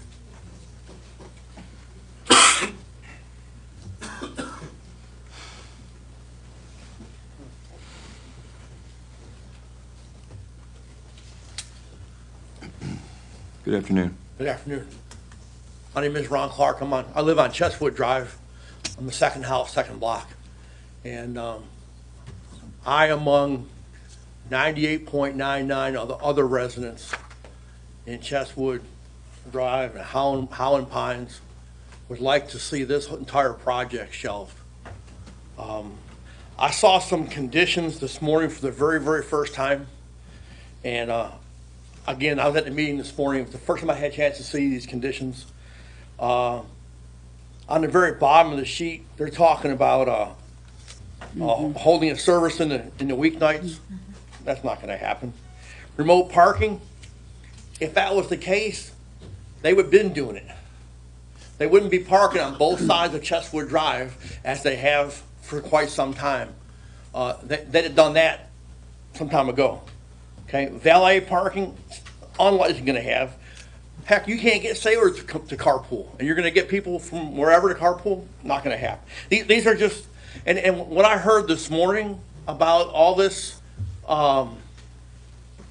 ideas about compromise, I never heard it till this morning, and I've been to most of these meetings. A lot of their numbers aren't right. Lady was trying to get a number count this past Sunday. You know, was met with optimism. My daughter came to visit me this past Sunday, and their trained, certified crossing guard put his hand inside my daughter's vehicle. This has been going on and on and on. And I just can't tell you who these conditions that I saw today, who's going to modify them? Who's going to adhere to? Who's going to enforce them? Okay, like was said earlier, if there's all these things that we're going to do, how come they haven't been done? Okay, modifying service times. How come they haven't been done? Okay, I urge you, I beseech you. I'm not a speaker. I'm a 29-year Navy vet. Don't ruin our neighborhood by increased traffic worse than it already is. There is parking on both sides of the street, down Bald Eagle, and when they double the size, triple the size of their sanctuary, it's got to get worse than what their rough underestimates is. And I urge you to listen to the community and table this whole idea and defer it, or just table it. And if you have any questions, I'd love trying to answer them. Any questions for Mr. Clark? Yeah. Mr. Inman? Sir? About how long have cars been parked? How many months, years have cars been parking in front of your house for church services at that church? Not quite in front of my house, but I'm on the second block. They pretty much are on the entire first block and down Bald Eagle, both sides. I'm interested in what you just told me, but I want to ask again, how many times have they parked in front of your house? In my specific In house, front of your house? not yet. Not yet. Okay. But we haven't tripled size either, yes, sir. I understand. And how about, how long have you observed parking on Bald Eagle Road going on a significant scale on every Sunday? How long has that been going on? Months, if not years. They Can go. you be a little more precise than that since you live there? Well, I guess probably since I've been knowledgeable about this expansion, I guess I've probably been more interested in it. Nobody wants a parking lot in their yard. I hear mean, you guys don't either. We're trying to get, sir, I appreciate what you're saying. We're trying to get some really precise facts to deal with, because that's what we got to deal with. So I'm just asking you if you can quantify at all the length of time that you've seen lots of parking. I'm just putting that, lots of parking on Sundays, and any time on Sunday, for people that appear to be attending this church on Bald Eagle Road. How long is this? Months, if not years. Okay. Okay. And wait till it triples. Mr. Brockwell. Do you share your colleague's sentiment that you would support an expansion, just not on the scope that's being proposed? I don't think anybody really has identified that as what they would like. Okay, they're going to triple the size of that building. They've only got so much place to park. It's going to spill right out over back onto our streets as it is, making it difficult to get in and out of our neighborhoods. Okay, and I've asked the pastor this several times. I've asked the deacons and his staff if other churches think it's a good idea to hire a uniformed police officer to direct traffic, such as London Bridge Baptist and Grace Bible, how come they don't feel it's important? Okay? How come I've personally been cussed at? And how come as late as this past week, that individual put his hand inside my daughter's vehicle? Okay? This guy, while he may be certified, doesn't make you able to do the job well. And all that individual is doing is fostering continued scuffling between the church and the neighbors who live there today. You know, the neighbors in that community do not want this expansion, period. Do not. And we all, it's growing and growing and growing, but there's a very strong presence that, well, because the Salem Road project wasn't afforded to them, now this one is going to get through come hell or high water. That's what the community people think. I'm just being honest. There is going to be wheels greased so that this project takes place. The community believes that there's many backdoor conversations, and this will happen whether we want it or not. That's what the neighbors believe, and that's sad. No matter the facts, that's the perception. Any other, Mr. Thornton? Let me make sure I understand what I think I just heard you say. Even if the parking gets fixed, the neighborhood and the community does not want this church to grow. Is that what You're making it sound like we're heartless. No, You're making it sound like we're not God-loving people. I'm a saved Christian, okay? I attend every Sunday, basically, okay? But what you're making it sound like we're against the church, okay? What we're against is encroaching into our neighborhood, okay? They wanted to leave and chose not to, okay? There just isn't the numbers and the math, the arithmetic. 2 and 2 is never going to be 6. I don't care how bad the people behind the back doors want it to be. It's 2 and 2 is never going to be 6. Okay, it's just not. You know, and this school for the bad boys. Okay, Nobody wants that as well. That's been enforced upon us, and all these, Hey, please hold your comments.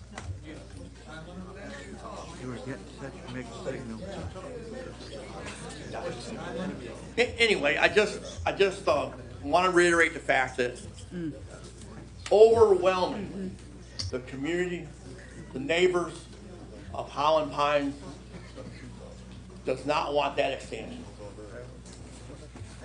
Any other questions for Mr. Clark? Thank you, sir. Our next speaker is Lisa Hartman.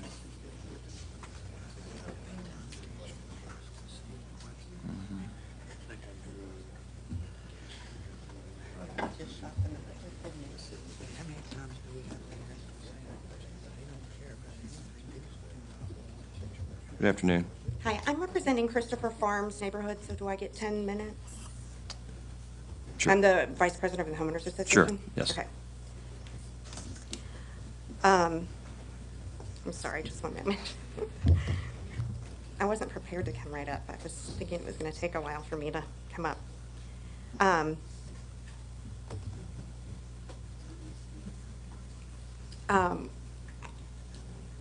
There's no denying the historical aspect of the church. Their original two churches were actually across Holland Road, close to where some of the founding members, the pastors, are buried, and the graves are still existing today. They've been uplifting the community for many years. There is no denying that they have had a positive impact on the community. Piney Grove Baptist Church has a conditional use permit for its current AG2 zoning. The conditional use permit was approved October 12th, 2009, and it was for the portable building. It actually was only for 5 years, so that expired in October of 2014. So I'm sure that they're using it, and maybe that's unconforming anyway, so it's just, the problem exists with not the church and the community and the people that go there. It's really the traffic problem. I know it presents a problem for their neighborhood and the Holland Pines and Woods of Piney Grove, but it also is now going to start affecting Christopher Farms. On their current 3 busiest Sundays of the year, they use Christopher Farms Elementary as a satellite site to take people back and forth to Piney Grove Baptist Church. 3 days a year is not a big deal, but their current parking lot is not sufficient to meet the need that they have, and then continuing to grow that is also not going to meet the need. While it meets the city's code, the one space for every 5 people, in reality, it's more like a 1-to-2 ratio, and even a lot of the people that represent churches and to help them grow recommend 1 space for every 2 people. But what's going to happen is they're going to start having to use that overflow parking more and more as Holland Road is expanded. Even this past Sunday, they were outside of where they've already marked off for Holland Road to be expanded. They were parked on the Holland Road side of that, even though it's still their property, or actually may have sold it to the city, but they were outside of that. So they're exploding. And as wonderful as that is for a church, it's not great for traffic and the situation, the safety of the parishioners, but also the safety of the people in the neighborhood. And now we're going to add extra impact to Holland Road that we're spending $58 million. It's a VDOT. It's not just the city. It's a state-funded project that combines with the Seaboard Road and Princess Anne Road and Nemo Parkway expansions, which is a total of $108 million that they've put into this area to redirect traffic. Holland Road is going to be a major thoroughfare in this, or a minor artery in this area. So when they start taking people from, shuttling people to Christopher Farms Elementary, to get to Christopher Farms Elementary, you actually have to drive into our neighborhood. It's not accessible from Holland Road, so that's going to present a problem for our neighborhood. And traffic is already getting really bad from the new, from the Holland Road expansion. It's not going to be finished until 2017. I don't foresee this getting any better with the church. Another thing that I want to point out is that while the church has owned the property that it's currently on for many years, when you pulled the deed, it's dated July 5th, 1776. And while I love the history of the church, I've actually researched a lot of the history of the church for other projects, but The property that they purchased adjacent to it, it actually was just purchased last year. It was zoned AG2, it's still zoned AG2. And if you treat that independently, one of the neighbors wouldn't have been able to buy that property, raise the house, and develop a parking lot. So they're separate properties. There may be some things that are grandfathered because of their, the date of their deed for the property where the church is, but understand that that property adjacent to it, where they want to raise the house and build a parking lot, is next door. It is, and it was just purchased. So putting a parking lot on AG2 is not permissible under conditional use nor AG2 zoning. So I think combining the two, knowing that they were purchased at different times, is a little bit, well, I don't know what the word I'm trying to think of because I'm so nervous, but it's just, by combining the two, it's almost like they're trying to force it, when really you should look at it in a vacuum. It's just like if the neighbor next door to that had brought that home and they wanted to put a parking lot in, it wouldn't be allowed. Additionally, one of the things about the parking, it was funny because while I've been traveling Holland Road for many years on Sundays, and every now and then I stopped by people walking across to the church, and it's just something you have to account for on Sundays, understanding the time. It wasn't until this past weekend when I was taking my son to a friend's house in Holland Pines, and when I pulled onto the street, it is lined on both sides. The entrance to the neighborhood is lined on both sides. The entire length of the street, both sides. There's a median in the middle, so there's a room for one car on one side and one car on the other, but just one car. When you get up to where the median ends, I actually had to kind of pull over behind one of the parked cars to let a very small car through. I don't have a giant vehicle, but there wasn't enough room for two of us to get through where it actually bottlenecks and there's people lined on both sides of the street. I was shocked to see how many cars were in that neighborhood. I really was. I've always seen the parking lot full, the lot across the street full, but within that neighborhood, it was excessive. I think allowing them to expand beyond their current footprint, what they're actually able to house within their boundaries is not conducive to not only the neighborhood, but everybody that travels and that it paid for those roads. The $118 million that went into those roads to stop a 4-lane traffic for people to go back and forth is ridiculous. And also, if you go to where the median is, the current, there's not going to be access. I mean, I know somebody kind of brushed on that a little bit, but there's not going to be any access turning left except to go onto Chestwood Drive. So they'd essentially have to make a U-turn or turn onto Chestwood Drive. And I understood that the conditions would be, see that where the parking lot is, that's all the property that they purchased last year. So it's essentially they purchased the property, put in a parking lot, but it's AG2. You can't do that with AG2, nor can you do that with AG2 conditional zoning, put in a parking lot. You're using the parking lot across the street. They've been doing that for many years. And something struck me kind of funny, and I'm wondering how they're able to use that weekly without a permit or a special permit. Yet in Pungo recently just had the same situation where somebody was trying to use property without a permit, a special permit, and they were actually blocked by police. So I'm not sure that I understand why they're allowed to do it without a permit and other people can't. So that was just a whole side thing. But there's, so when you come along there, the median, what traffic engineering said is that if they cannot put 2 entrances in so that people can access it from the back from Chestwood Bend, making a left into there, it's too close to the turn into Chestwood. There will not be a light there or a flashing light or anything. So it's going to be problematic. And I'm not sure that as a churchgoer, I go to a church that we cross the divided highway to go to the church. There would be no one waiting for a shuttle to go across. I mean, we'd be walking across the parking lot. There's people now that don't even wait going to my church at the sidewalk.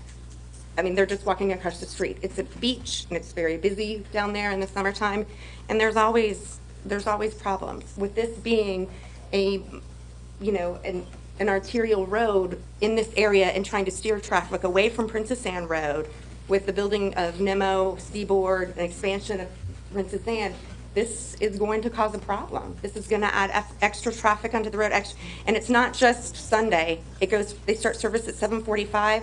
And then in between the services, they have a Bible study. It's going to be weddings. It's going to be church. It's going to be funerals. It's going to be Wednesday night services. It's going to be everything that they do, every ministry that they have is going to affect the traffic in the area. So I just want that to be considered.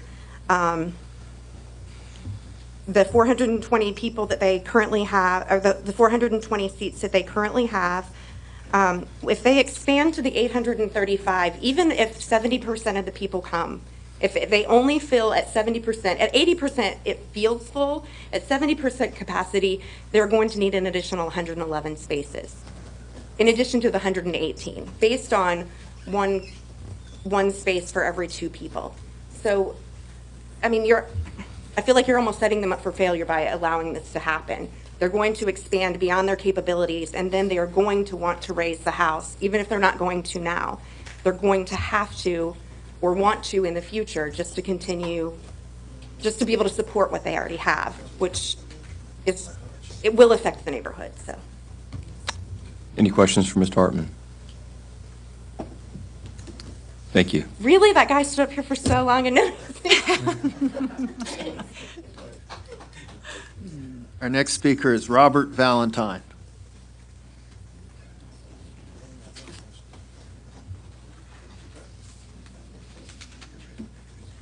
Good afternoon, Commissioner. Good afternoon. My name is Robert Valentine. I'm a 13-year resident of Holland Pines and a 25-year veteran of the Virginia Beach Fire Department, recently retired. It's important to note that every concern raised by the residents today all goes back to one key factor: safety of the community, its residents, as well as safety of the church's parishioners. Safety is relative to the insufficient parking which currently exists and will only get worse with the expansion, as well as the increased traffic on our community streets by parishioners where children and residents play, walk, and bike. Additionally, parishioners walk from their cars in our community streets to the church with no sidewalks. We have repeatedly been told that there are some churches in our communities that have no issues like we do. No other church in the city relies on the neighboring community for so much of its parking as Piney Grove Baptist Church does with Holland Pines. All the other churches are self-contained and have adequate parking on their own campus without affecting the surrounding communities. In referencing the facts, the TIA's numbers don't lie. The city's guide of 5 passengers to 1 car is unrealistic. The TIA figures actually show 2.3 passengers per vehicle with their current 435-seat sanctuary. Based on those factual figures, the proposed expansion, which will have 181 parking spaces, is actually and ironically enough to accommodate their current congregation and their current number of vehicles parking on Sundays. Page 9 of the TIA states, on Sunday, September 28th, there were 62 vehicles in the main parking lot, 69 vehicles across Holland Road in the overflow parking lot, and 49 vehicles using on-street parking in the community, totaling 180 cars. Based on the TIA figures, the 835-seat expansion would actually need or require 363 parking spaces. They don't have the land for this, which means that many more cars will be parked and traversing through Holland Pines and Holland Oaks, and many of these cars will traverse through the communities multiple times, trying to access the limited and insufficient church parking again, causing major safety issues. Holland Pines has been an exceptionally good neighbor to the church for 20 years. Having said that, there is a reasonable amount of parking and traffic, and then there is unreasonable. Their expansion will create unreasonable increase that affects our safety and quality of life. The church has a dirt lot across Holland Road, which is currently being used on a weekly basis. They have proposed that they could put 200 cars in that lot in the future as a countermeasure for parking needs, yet the city has repeatedly said they do not want pedestrians crossing a 4-lane road without a stoplight. In addition, the community adjacent to this lot could petition the CUP for that lot in their backyards. Though this possible option to accommodate the expansion is unrealistic, at best, it should be taken off the table for both these reasons. Why in the world would the Planning Commission even entertain the expansion when the church can't even resolve their current parking problems without relying so heavily on the community? Thank you. Any questions? Thank you very much. Our next speaker is Donna Willie.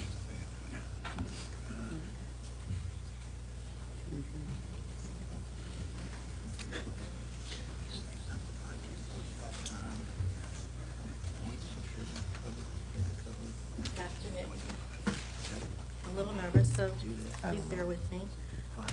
I did want to comment on a statement that was made. Well, the church could ask us to move as well. Can you pull the mic down just a little bit, to make sure we... Are you saying I'm sure? No, not at all. In reference to the comment that you made, the church could very well ask us, why don't we move? The church was well aware that these 600 homes have resided here before their expansion plans began. We're not the ones expanding. So I just wanted to kind of make note of that. And we have sent pictures that have, that do show cars parking throughout our neighborhood. My church, I mean, my house is right beside the house that is in question of being demolished.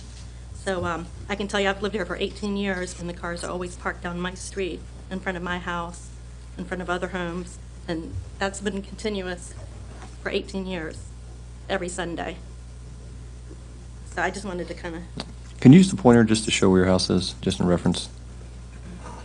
There's a pointer on the, right in front of you there, just for reference.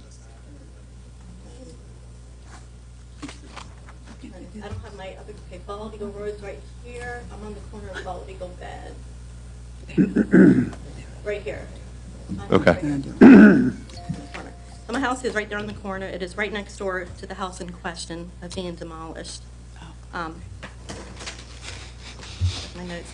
But I would ask for y'all to refer to your pictures and concerns of the cars being parked and how many and how often, because this is a regular occurrence, and I have lived here for 18 years. So my name is Donna Willie, and I have been a resident of Holland Pines for over 18 years. This is a very family-friendly community where many of us spend many of time outdoors with our families. This expansion at current proposed size will not benefit our neighborhood and will increase traffic flow and parking on our streets. This desperately needs to be scaled back. We are not opposed to the expansion, we're just exposed to the size of the expansion and the parking. The church did pursue land elsewhere with a desire to relocate their congregation and did purchase 12 acres. That was their desire in moving farther away from their current site. In regards to the pastor stating that Piney Grove Baptist Church has 100+ years history here and how important it is for them to stay here, I find that statement disingenuous. This is a residential neighborhood. Why should a residential lot be considered an option for a parking lot? Ask yourselves, would you be happy with the parking lot next door to your house instead of a home? We would like to see the parking issues as part of this application now and not after getting the building permit. These parking conditions are too vague. The parking conditions needed to be clearly stated in these conditions. A couple comments I did want to bring up is adding a third service. Pastor did poll his church members last summer, and out of 600 members, only 20 would consider attending a third service. So that option hasn't been implemented yet.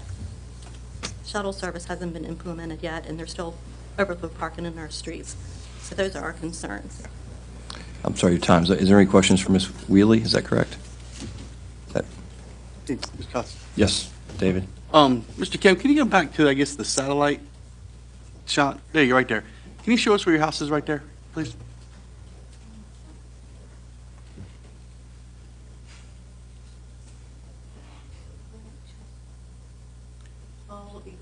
Right here. Okay, so you're a little farther down. Now, across the street from you, I know we were there not too long ago, but that's woods right there? Across the street? There's no houses in there, in other words? This is my house. This is the cul-de-sac. Across the street? Across the street? Yes. This is Right here. This is a Woods. wooded lot. Okay. Now, suppose this does happen, and those woods go away, but that house stays there, you know you're going to see nothing but a big parking lot right behind you, because all the trees are going to be gone. Right. Wouldn't you rather see something buffered around there to hide the parking lot? Next door to my house? Mm-hmm. I wouldn't want a parking lot beside my house. I would like to see a home beside my house. I think that's the... Please, excuse me, sir. Please hold your comments. Okay. Any other questions? So I have Ms. Quasny. I have a question. So I keep hearing, Ms. Wiley, that there's a concern about the expansion of the church, but my worry in listening today to your various community speakers is that there's no way to address the expansion. No, I haven't heard any way to address that expansion that would also address the parking and the traffic. So do you have any ideas for me? Because I can understand the concern over the what-ifs, and that there's too many what-ifs and not enough guarantee. And I think there's a value to being proactive versus reactive, absolutely. And that I think I would feel more comfortable if there was a sense of guarantee, although kind of with the caveat of at some point you have to trust that something's going to work. So if the church, you know, willy-nilly here, were willing to reduce their expansion, is there a compromise point from the neighborhood? Because while your statement asks, you know, would you want a parking lot next to your house? I've had to think long and hard about that, and frankly, if it were buffered Category 6 and it was going to be a parking lot and it had, you know, rather pervious pavers and it was well cared for, personally, I'd rather a parking lot than take my chances on renters. I have no idea who they are, and they can be in and out every year, and it's not a guaranteed residence. So my answer to that is I'd prefer the parking lot, because that would allow the church to expand close to the way it wants to. But if the church were willing to draw back a little bit, I would feel as though you would also need to figure out how you can help them address the parking that even a minimal reduction would require. Because even if they came back 15 to 20%, which is a lot, when you're working on scaling back a building. You know, even if they were willing to come down that little bit, you'd still have to address parking somehow. It still wouldn't be appeased in your minds using a ratio of 2 to 1. You see what I mean? So what kind of offer can come forward from the community if, you know, the commission were to go in a way of, you know, deferral, which I know people don't want because it's kind of putting off the inevitable, but you know, if the commission were thinking to themselves, what can we do to start addressing some of these what-ifs? I think I need to hear not, no, nothing's going to do, but what's going to do? Well, in reference to your in responding to your question as far as having a parking lot, we bought our homes in a residential area. There was a house next to me. Had there been a parking lot, I wouldn't have bought it. I just think that should be taken into consideration. As far as asking for the church to reduce their expansion, why is there a need for 835 seats? If they're saying they're going to have a third service, even with this house being demolished, there will not be enough parking for 835 members. So we're asking for the expansion size to be reduced. Even when that house is demolished, there's barely enough parking. There were 217 cars last Sunday at their service. I believe adding 40 or 50 more spots, that would only give them an additional 30 parking spaces for anticipated growth. Okay, so right now they're over capacity in parking. They do not have enough parking. It's an issue. One of the options the planning department outlined is, hey, we can still use the residential streets for parking. So that's already showing that there's not enough parking, whether they knock the house down or don't even reduce the expansion. There simply is not enough parking right now for current membership, let alone anticipated growth. So by knocking down that house, we're still going to be faced with parking on our residential streets. So why not address that issue? And I think it kind of goes hand in hand with reducing the expansion. There's 835 seats. They say they won't fill these 835 seats. So let's bring it down to 600 seats. Why does the expansion have to be of such, you know, proportion, this scale? okay, I guess that's where I wanted you to go, and to give me what your ideas were in mind regarding reduction. They want to have of the 835 expansion. seats so they can host weddings and funerals and so forth. Where will all those cars go? Even demolishing the house. So we are trying to work with the church. We have been working with them. We don't want to see this house demolished to make way for parking. They stated that hey, in a few years, we may outgrow and be gone. Then we're going to be faced with the parking lot next door in this huge expansion. So that's, you know, we have to look into the foreseeable future as well. I mean, we understand they need a place to worship, but these are our homes 365 days a year as well. We're only asking for reduced an expansion so that they have adequate parking on site, not seeking not seeking parking on additional, residential streets. I don't think a builder or developer could build anything and say, hey, I'm gonna rely on these city streets or these residential streets for parking. So why should this be allowed for any other, business? Ms. Oliver, did you have a question? No, Okay. thank you. Any other questions? Thank you. All right, Thank you. Thanks. Our next speaker is Dave Willie.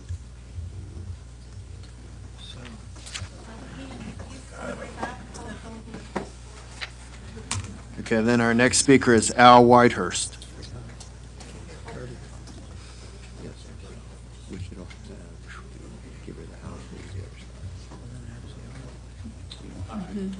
Good afternoon. I'm Al Whitehurst Jr., and I've lived in Holland Pines for almost 20 years now. I'm going to ask that you deny the CUP, and there's a lot of reasons, but I just want to hit on two in the time that I'm allotted. One, the size and scope of this, it just does not fit the neighborhood. It's way too big.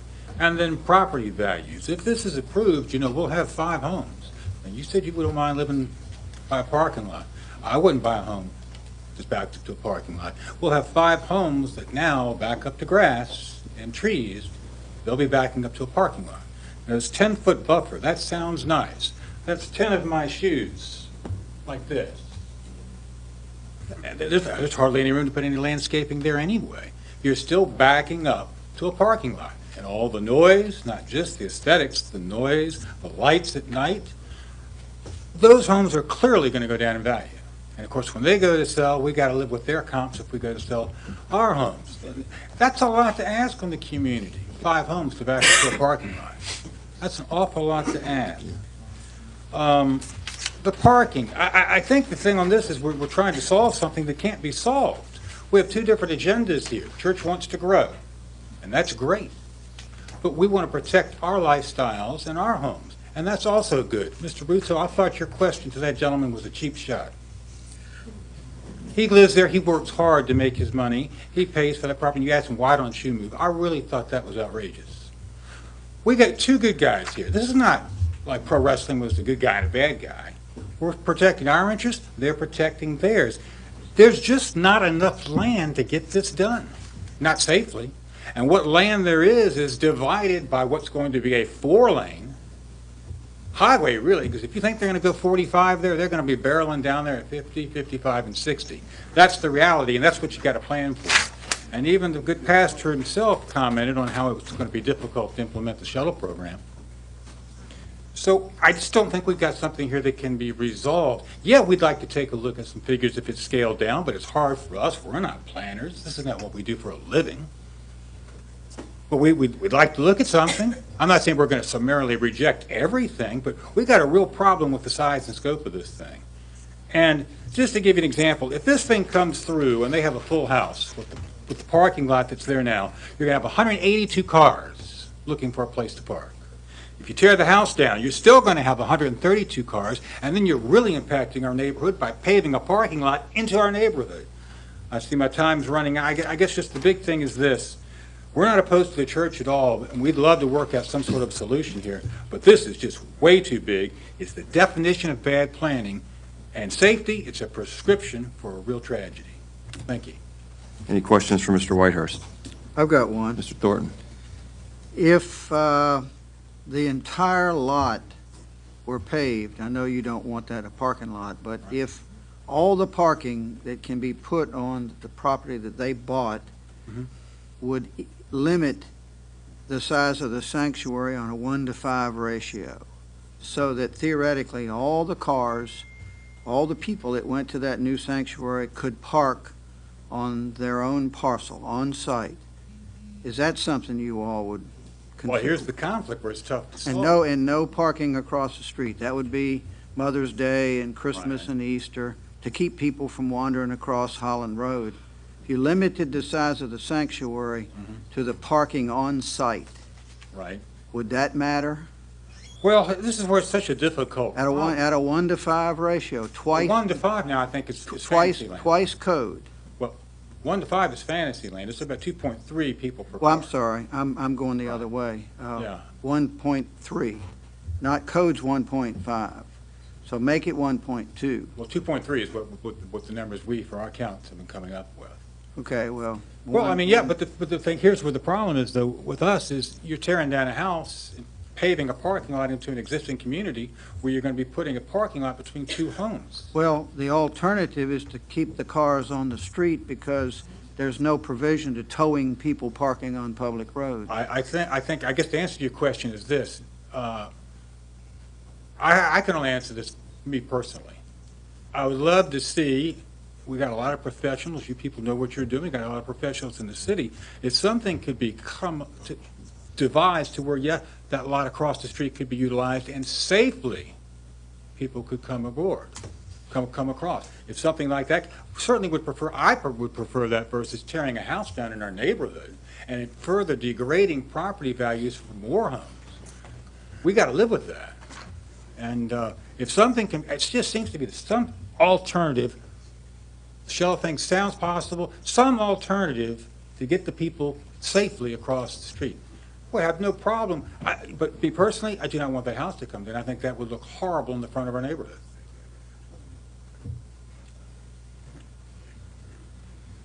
Any other questions? Mr. Whitehurst? Thank you, sir. All right, thank you, appreciate it. Our next speaker is Christine Whitehurst.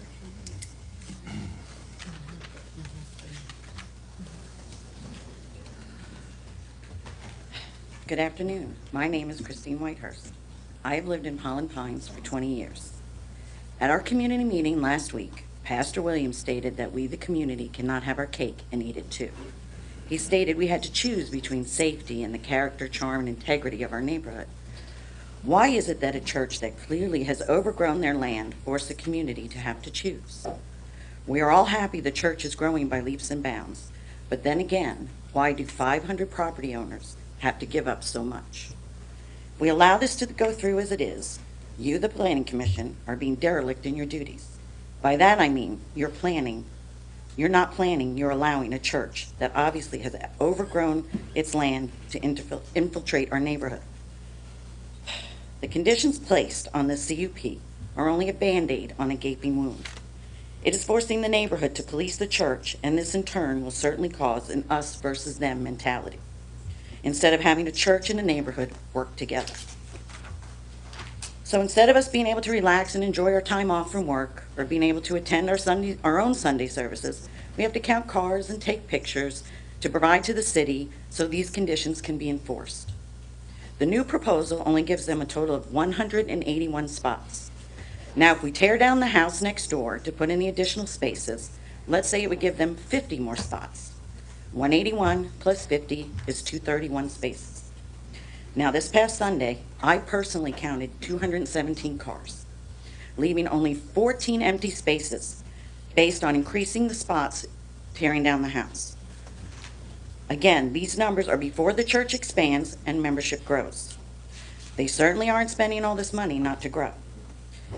If they were to grow to where they're filling all 835 seats, that's a total of 363 cars for either 181 or 231 parking spaces.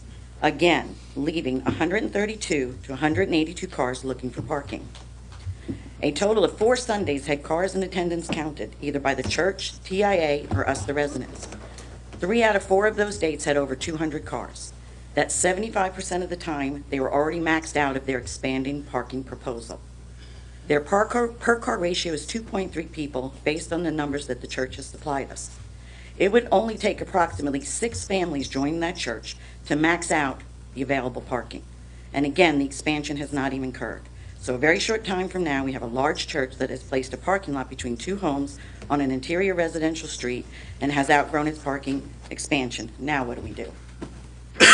Is that how we want our city to look? In the CUP application of the comprehensive plan states this site is located within a suburban area where planning principles call for preserving and protecting the character and stability of residential neighborhoods. It's impossible to say this CUP proposal does that. Thank you. Any questions for Ms. Whitehurst? Thank you for coming down. Thank you.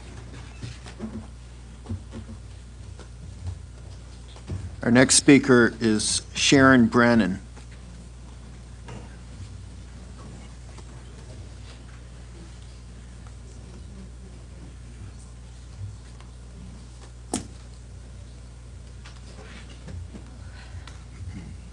Good afternoon. Good afternoon, hi. Well, the residents have... Please state your name for the Oh, record. I'm sorry, Sharon Brennan. Thank you. The residents have stated, you know, a lot of concerns, and I don't want to keep going over all that information. You have a lot of the facts, you have the statistics, you have the traffic study, you have that information. I just want to urge you that this is a residential area. We do have kids, and it is a safety issue. As far as, once you open up that area on Chestwood, that now becomes not a residential road, but almost I wouldn't say commercial road, but I mean, it is for commercial vehicles going to church, because the church is, you know, technically, I wouldn't say a business, but it is a business, so to speak. I mean, as far as traffic goes. But in any case, I just want to urge you to really think about the safety of our children. And can I use this? Okay, so the expansion of the road to 4-lane highway, there's going to be a divider right here. And then I know somebody else previously said it, but people are going to be coming down Dam Neck and turning, and they're not going to come, you know, they might come down here and turn in here, but when it's time for the church to leave, they may also go down this way, down Bald Eagle, down Sugar Maple, where there's going to be a light. There's not going to be a light on Chestwood, but there's going to be a light on Sugar Maple, and they're going to turn either in or out of the neighborhood. So I just urge you to just take in all the facts and take 30 minutes of your time, drive out to our area on a Sunday, look at it, look at the traffic pattern, look at what the road's going to look like, you know, when they're finished for the 4-lane highway. And, you know, just take a look at all the facts, look at pictures and everything, and just take that time to think about, if this was your neighborhood, how would you feel about the vast size of the expansion? And there could be a potentially triple the amount of cars that are on the streets right now. And that's it. Thank you. Thank you. Are there any questions? Thanks. You may be seated. Thank you. Thanks. Last speaker is Dave Willie.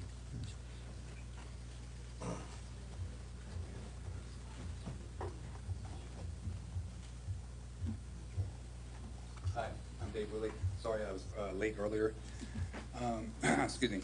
I'm sure that everybody's already covered the main points, but to me, I'm just looking at numbers. I think that when you look at the traffic numbers that we've been given by the city, and this was relatively recently in the last month or so, we didn't realize there was as many cars as there were. So when we look at the numbers they have now for the congregation they have now, and we see that they're building a church that's double that it seems obvious to most people that the parking would double. The CUP you guys have in front of you right now doesn't address that. In my opinion, it doesn't address it. It gives about a third of the parking places required. There is the parking lot across the street. There's options for even valet parking or something like that was put in the conditions yesterday. But those are all Band-Aids. I mean, if you've got a CUP that has a bunch of Band-Aids on it, I would hope that you guys would look at it and say, you know, go back to the drawing board, come back with a better CUP, and we'll consider it. But that's what we're hoping you guys do for us. See the same numbers we're seeing that they set their sights a little too high, and ask them to come back and give you something that makes sense. Is that unreasonable? Like I said, short and sweet. Any questions? Thank you, sir. Mr. Chairman, that's all the speakers that we have. Mr. Williams, would you like a chance for rebuttal? Yes. Again, I want to thank you guys for hearing both sides, those that were for and those that were against. Please state your name just for the record. D.L. Williams, I'm sorry. Thank you. I think that it should be clear now exactly what Piney Grove Baptist Church has been up against when it comes to trying to compromise with our neighbors. As difficult as it was for you to get a clear understanding from those that spoke oppositional It's been just that difficult for us to hit this moving target that has been put in our path to try to expand our church. Couple of things that were mentioned when Brother Kelvin got up. He made some notes on a few words that he highlighted. One word was stark, one word was robust, but he also used a word that I found to be very offensive, which was an encroachment. The definition for encroachment is an intrusion on personal territory. You all know that we are proposing to expand on our property that we own. If he considers our expansion an encroachment, that means that he's considering the neighborhood to be his territory, when the neighborhood equally belongs to us all. So I'm very offended by that word encroachment. Piney Grove Baptist Church is not encroaching on anything. All we want to do is have the fair opportunity to expand and meet the city codes and expand on the property that we own. On last month, we did have 2 Sundays where for our 11 o'clock service, we did see a little over 200 cars. Not this past Sunday. A couple of people said this past Sunday we had 217 cars. I will argue that that was inaccurate. We do a count every Sunday of how many worship attendants we have and how many cars we have. Our count was 187 cars for this past Sunday. Now, on last month, we did have a little over 200 cars. One Sunday I know for sure we had 205 cars, and another Sunday I want to say we had about 211 cars. However, we had 2 special services back to back. One service was us celebrating our 145-year church anniversary, which of course is going to bring a lot of people from other churches to come help us celebrate, as well as we had Mother's Day. And that's one of our special services that we have an influx of attendants. People come and worship with their mother. Again, on average, we don't have over 200 cars for our 11 o'clock service.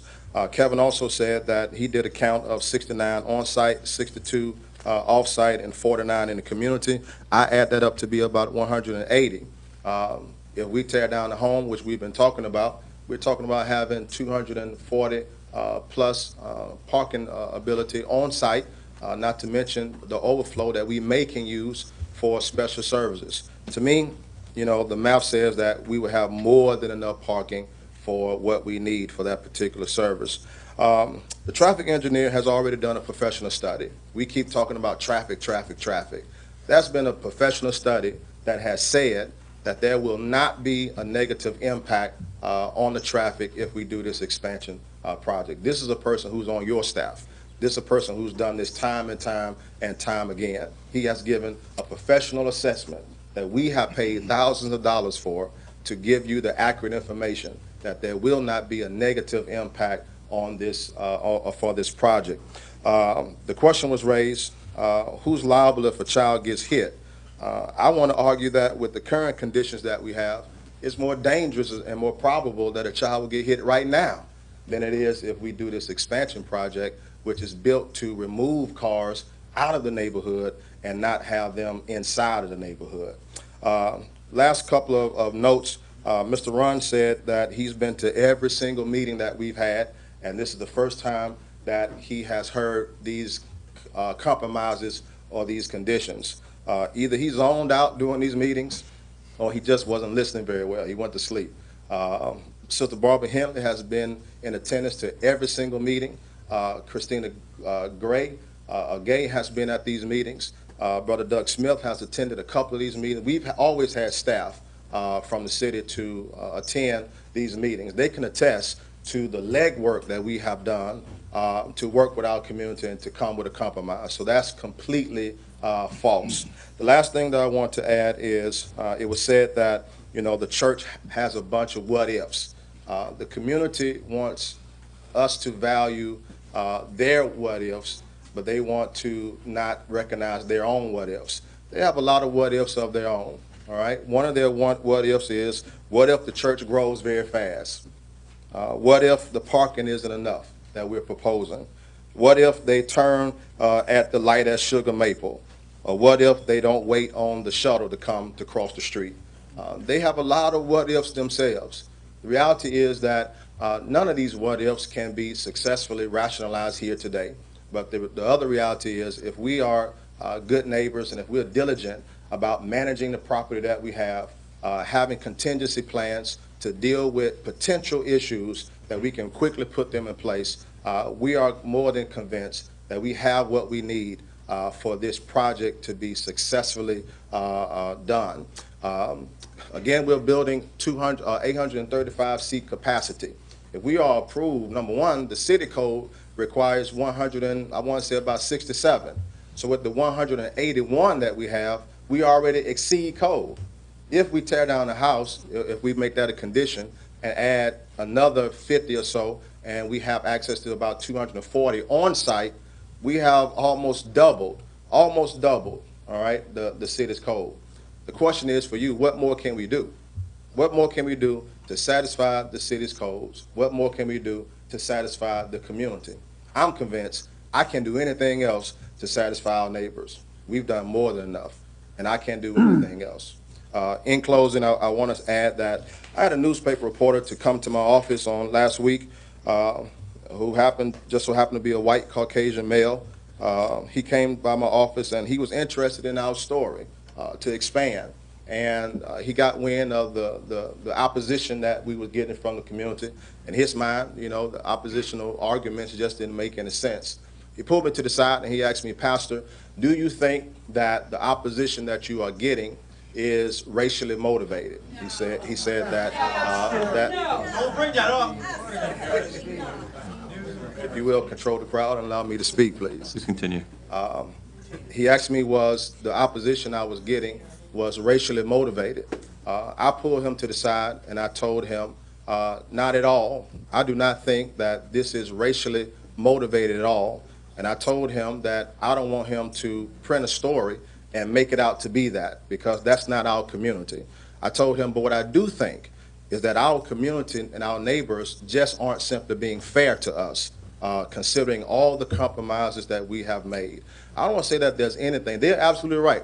No, they answered it before I got a chance to answer it. Has nothing to do with race, all right? But people outside our community will look in and make it be a black and white thing, because our church is predominantly black and we are centered in a predominantly white community. Has nothing to do with race. This is about being fair. And what I asked this commission today, you said this in your opening statements, that your job is to make sure that everything is done fair. What I ask of you today is that you be fair of us, consider the facts, and give Pine Grove the opportunity to move forward with the proposal that we have and give the appropriate conditions that you think needs to be put in place for us to have the opportunity to expand as a church and remain in the historic position that we've been in this location and in this city. That's all that I have, sir. Thank you. Thank you. Any follow-up questions for Mr. Williams? Mr. Ripley? Pastor Williams, thank you very much. Just to be real clear, if you were to be given permission to expand on the parcel that you own on Bald Eagles Way, would you be willing to do that? Would you be willing to buffer it Yes. to the extent satisfactory to the planning director? Yes. Yeah, that's the first thing. Second thing, I heard discussion about the time of service and this is a question, I guess, and I'm not trying to make this into a condition, but a 9 o'clock service versus an 8 o'clock service to disperse your membership a little differently. I know, I would probably attend a 9 o'clock service versus 8 o'clock, but that's a preference, personal preference. It's anecdotal. Would that make any difference, you think, if you were to hold those services at 9 versus 8? Honestly, right now, no. I don't think it would make a drastic difference. We talked about that as a condition if we outgrow our parking capacity that we are allowed by the city to do. That to control that, one of the things that we can do is restructure our program. Right now, we see about 200, a little over 200 people for our first service, and right at about 390 to sometimes 405 for our second service. We talked about the possibility of restructuring and reprogramming to stagger our service to make it more inviting for some of our younger, families that have young kids. We talked about that in talking about conditions. If we did that, if the city saw fit for us to do that, That's easy for us to do. We can move Sunday school, the very first thing, come with the first service. That's easy to do. But do I think we need to do that now, given the parking that we can potentially have? I don't think we need to do that out the gate. I think that that should be, however, a condition that's put on the table to kind of appease the community. So you're saying if you had this additional parking plus the parking on Bald Eagles Way, you would probably have sufficient to operate the way you're operating today? Not probably. For quite some. I will have, not probably, I will have it. Thank you. And if we do grow out, I'll have no problem with changing our programming. I have no problem with that. Thank you. Any other questions? Mr. Thornton? By your own count just a minute ago, you said when you did a count last week on your parking, you were around 200 spaces. No, last week I said that our people counted 187. 187, okay, Right. I'll round that to 200. You're talking about 62 to 70 on your own existing parking lot. You got another 50, 60, 70 across the street in the gravel lot, however many can get over there. And at the end of the day, you're somewhere between 40 and 50 cars in the neighborhood. So if you end up with enough parking on your site, take that house down, if we can get that done, and so that all of your parking can be on-site or else across the street, do you think you could politely urge your parishioners and congregational folks to not impact the neighborhood as much? That's what I keep hearing. Right. When they wake up on Sunday mornings, there are a lot of cars in the neighborhood. Right. Is there any way you can control that? I know it's not legal to put no parking signs up, but that to me is the issue, is you don't have enough parking and they're using the neighborhood. Once you get enough parking, can you control that? Do you think you've got to? But to the best of my ability, I can use the influence of my voice Yeah. to ask our members and our visitors not to park in the community and to maximize our parking. As well as, you see in our plan, we elected to put no parking signs right here so that people would, already not park there. So we've already kind of been proactive with, telling the community we're going to put no parking signs so that people won't park there. Can I get on the mic and say, listen, guys, let's not park in the community. Let's use every single parking space we have. We've been blessed by God to be able to have this space. We can do that. We can do that. Now, can I make anybody do anything? I understand. Of course, I can't make anybody do anything. But my voice and my leadership does have influence with our people, and I'm sure that our people will more than be happy to comply with not parking in the community. All right, thank you. Yes, sir. Any other questions for Pastor Williams? I have one, and I'm not sure if you'll be the one that can answer this. Say this does pass, when are you looking to start construction on this? Have you looked at a timeline? Well, right now, we need to start our pledge campaign. We need to Okay. get that started to satisfy the banks. Our plan was to try to break ground before the end of this year.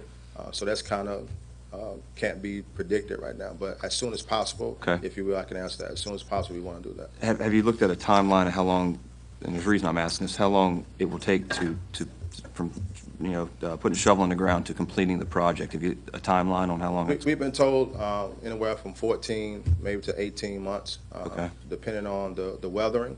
I've also been told maybe 13 months, if they're going to work on the parking lot and the building at the same time. That's where I was getting. Right. Would they try to put some of the parking lot in Right. first before the actual structure was being We built? talked about that because we want to really get ahead of the city's plan to widen the road. So we know that will make for an ugly situation while the city is kind of tearing up and doing their thing, and we're trying to do ours. So we talked about, how possible it is for us to build and do the parking at the same time. And our team has assured us that it is possible to do that, and that would definitely cut our building time down if we went that route. Okay. All right? Any other questions for Pastor Williams? Thank you. Thank you, sir. So that was our final speaker. We'll now close the public hearing and open it up for discussion amongst the commissioners. Mr. Thornton. I've got a question for staff. We've all been talking about one of the possible solutions to this parking is obviously to add more parking in an area that is not shown on a plan that we're asked to be part of this application. If it turns out that the solution to this problem is to park on that lot, do we need to have the applicant come back with a new plan? Do we need to wait a month and get another plan to vet, or how do we deal with that today? Because we've not seen, we only saw anecdotally, just quickly passed around this morning, a plan that showed parking back there. Previously. That site was advertised, so you could include it, you could use a condition. Okay, thank you. Perfect. Yes, sir, and may I add that it can certainly be changed before city council. Any plan can be that. And as it was advertised, that lot is included in the application, and we routinely do that, change plans in some fashion between planning commission and council. Okay, thank you. Mr. Brockwell. I got a question. Karen, you might answer this too. I got two questions for staff, actually. The first is a kind of a technical issue that was brought up about these are actually two separate lots. So it's maybe coincidentally it's the same owner, but the question of the conditional use permit for this to be parking for an expansion, I just thought you might comment on that to clarify, is there a precedent for that, or is there a land use? I made some notes on that. It's all zoned agricultural, the existing church site and this. Church is a conditional use permit in the agricultural district. It's a separate parcel. The site plan, Stephen, they may be required to vacate that interior lot line because the building, a new building cannot go over an existing lot line. So probably by the end of the game, this will all be one parcel. Somebody also brought up that nobody else could use it as a parking lot. I mean, anybody, you could come in and have a whole separate church on that lot with the conditional use permit. In the agricultural district, use permits include mulch processing, a hospital, a dog kennel, a heliport, and assembly use besides a church. Zoned agricultural, there's a lot of uses that could go in there that would be difficult neighbors, a hog lagoon, poultry, livestock. It's zoned agricultural. No, that answers my questions. I mean, the essence of the question was, is there anything untoward about using that as a parking lot to support this church? No, it's part of the conditional use permit for a church. And probably ultimately that lot line will dissolve anyway as part Yes, of sir. the process. Okay. And then my second question was one of those what ifs, actually. The traffic study and the city traffic staff, did you look at the possibility there might be an increased tendency for folks to turn at the light when it's in place and drive through the neighborhood to make a right turn into that parking lot? Is there any thoughts on that?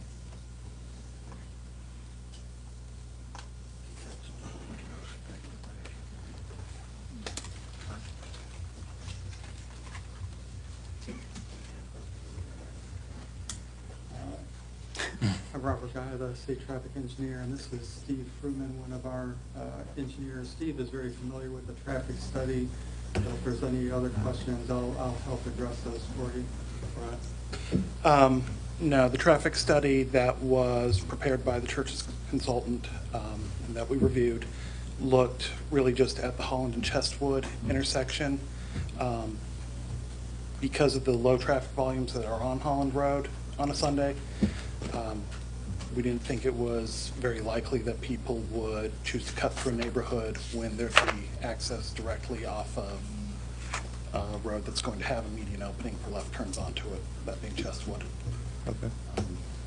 Specifically, we looked at the volumes on Holland Road during that hour, and basically it's about a car in each direction every 10 seconds. So it's so easy to make a left turn off of Holland Road onto Chestwood in the morning that it's very likely that either the car's going to make a left turn or a U-turn into the parking lot. It's very unlikely that they're going to wait at a traffic signal for the duration of the traffic signal and then cut through the neighborhood and go all the way around rather than make a left turn or a U-turn at Chestwood.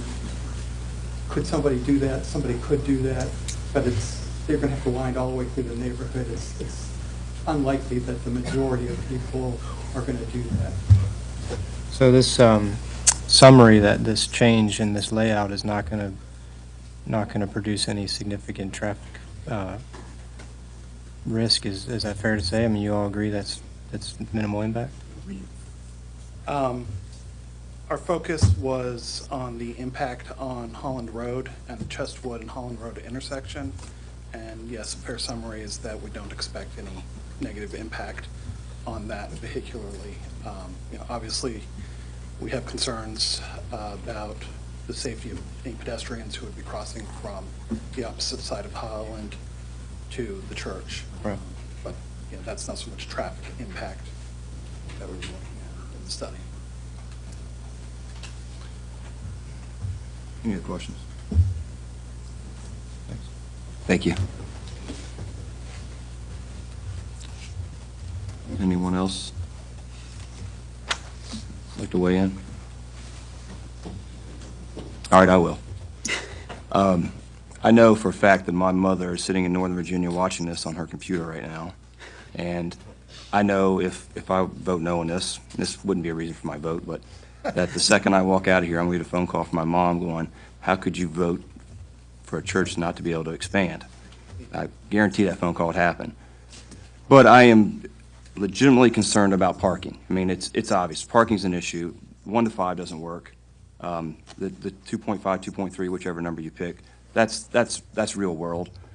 Ideal situation for me would be able to see your church expand, which I wanted to see. I'd love to see it expand.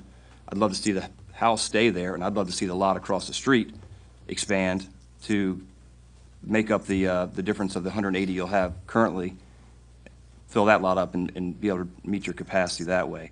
But I understand that's not a possibility right now because of financial reasons with the church and trying to develop that piece of land over there. That to me would be the ideal scenario. That way you're not encroaching into the neighborhood.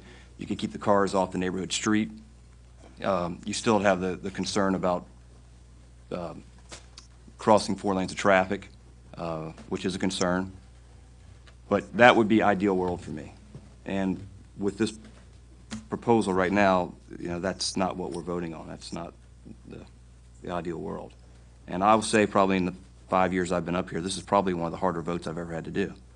So I am still struggling right now with which button to push. And I hate to recommend a deferral on something when you've had so many people come down and take time off work, show their concerns, but I also don't want to rush something through that may need a little help. And so that's where I'm torn right now. And I mean, I want to see this happen. I'd love to see your church grow. I'm just concerned about the residents and the traffic in the neighborhood because I mean, I've seen the pictures and it's there. So where does that leave me?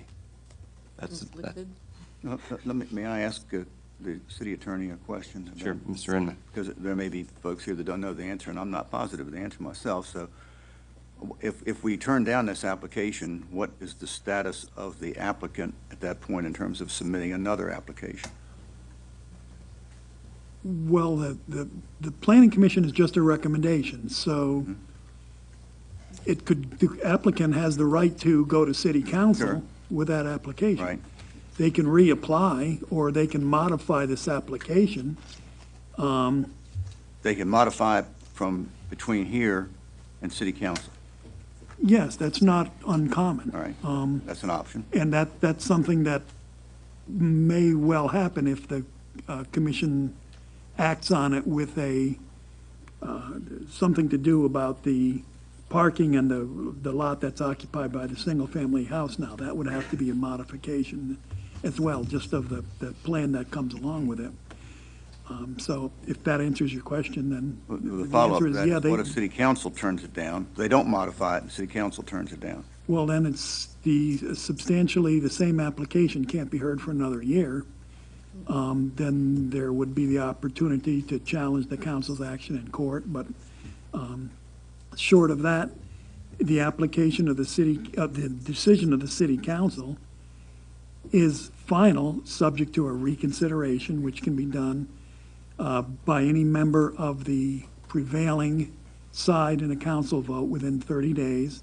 Then the matter can be reheard, but typically, once an application is denied, it can't be refiled. It's substantially the same application for another year. So even if they were to come back, they were denied by council, and they came back and they had reduced the size of the new sanctuary by 2,000 square feet or 3,000 square feet and modified the parking somehow. Well, that's a difficult case because the Well, what if- planning director has to decide that. And typically, it's based on whether there's a change in the use, which there wouldn't be, whether the change is in a site layout, which there could be.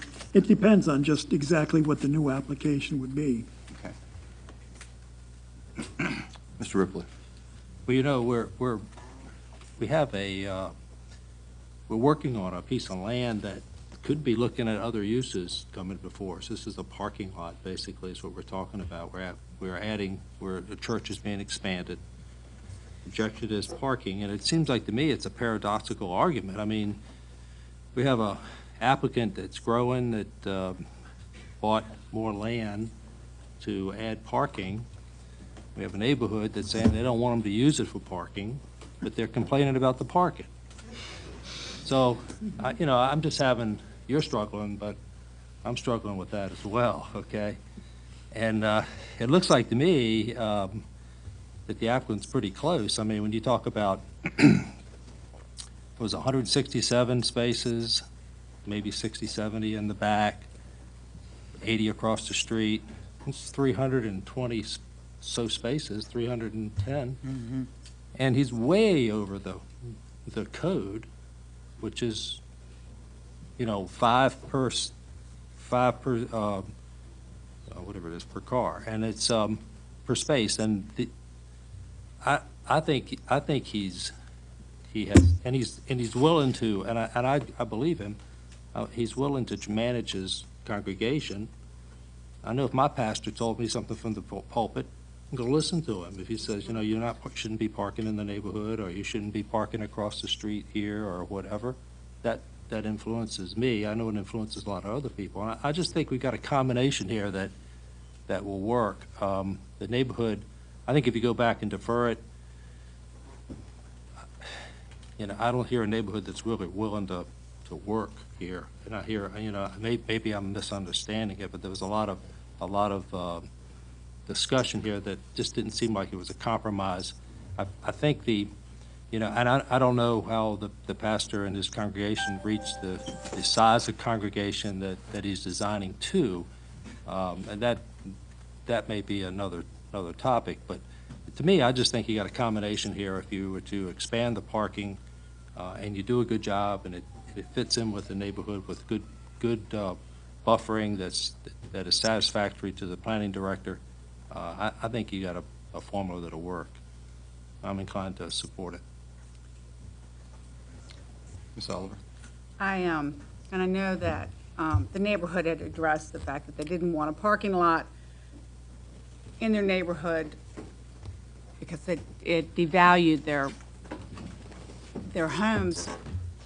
We have two, and I know Bob has attended both of these churches, large churches in our neighborhood, and their parking lots go from the front of one street all the way through. Not as big as your congregation, but they're full on Sundays, and they have 3 services. And their houses are right up against them, and we don't have a problem with good neighbors with a church and a parking lot. It hasn't devalued their homes. There isn't a big noise problem with the parking lot. We had a little problem with the skateboarders, but they weren't attending church because it sits on a hill. And but I just, there's good buffer. They're pretty. They've got canopy trees in them. I just don't see where that is a real problem with the church parking lot in a neighborhood. We've got 2 of them right there in ours. So I sort of there. I'm sort of want to support the church because it wants to grow, and I'm with you all on the same issue. But I certainly want the parking off the street of your neighborhood, and the only way to get the parking off of your street is to allow the church to build a parking lot. I mean, if you defer it and they don't for another 30 days, or even if it, worst case scenario, it gets tabled for a year, you're still at the same problem. You still have the people in the street parking because the church is there. Dr. Kwasny. I think I share your conflict because that's how I'm feeling. I sense that the church has looked at other options to expand elsewhere and that this is where they call home. And therefore, that is why they want to remain in that spot. And they're trying to, in a sense, because the building is so large, fit a round peg in a square hole. And that's the community's concern. And then it rolls down into parking and traffic, and that has to be addressed. So where I kind of keep finding myself sitting is, it's not ready yet for a decision. That's how I feel. I'm not sure if deferral is necessarily the answer, but I lean more in that direction than I do in denying, because I feel I'm just generally, it's my nature to think there must be a way to come to a compromise, which would be to scale back slightly on the building perhaps, allow for a little more parking where the building would be drawn back, but then the community also, in my mind, would have to be willing to allow for an extension of parking into the lot that the church owns. So there would have to be wiggle room on both sides. That's where I am conflicted, because I'm not sure that I haven't gotten the sense that that's possible. So then I come back to, okay, what kind of decision can we make? Because if it's not possible to come to a compromise, then we have to make a decision on the application we have. And that's where I stay conflicted. I haven't yet been convinced to approve. Mr. Thornton.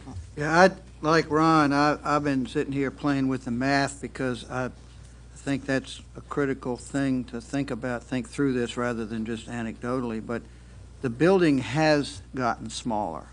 They've reduced it by probably more than 25%. They were at 1,100, now they're at 835. If you take the 835 and divide it by the current code, they're required to have 167 parking spaces. They're providing 180, plus they've got another plus or minus 70 across the street. And if this new lot back here is added to it, Jeff and I quickly counted this morning, if we did it properly, somewhere in the neighborhood of 70 more parking spaces. Well, if you just round that to 320 and divide it into the 835, that number is one space, per 2.6 spaces per seat in the auditorium, which is essentially half of the code. The code allows 167, and they'll be providing in excess of 300 parking spaces.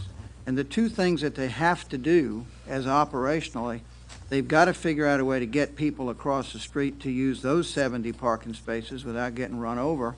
And he's got to tell his folks, essentially, don't park in the neighborhood. And it's back to the management of the church. If we can numerically fix the numbers, then I think it's an operational problem. And we can't go down there on Sunday, stand in the pulpit and say, hey, Pastor, you've got to use this as a bully pulpit and keep these people off the street. That's his job. But that's just as important, or it's just as important to not let people get run over going across the street using those 70 parking spaces. So there's adequate parking there, but it's got to be managed properly. And so I'm inclined to go along with this because I'm a fan of churches, and I love to see them grow, and I love to see them do what they're set out to do, and that's to provide a spiritual basis for the neighborhood. But it's going to take some management at the pastoral level, because the neighborhood doesn't like 50 cars in their parking lot in their neighborhood every Sunday, wandering around seeing 50 cars in the street. And that's something you guys have got to get past, and you've got to stop doing.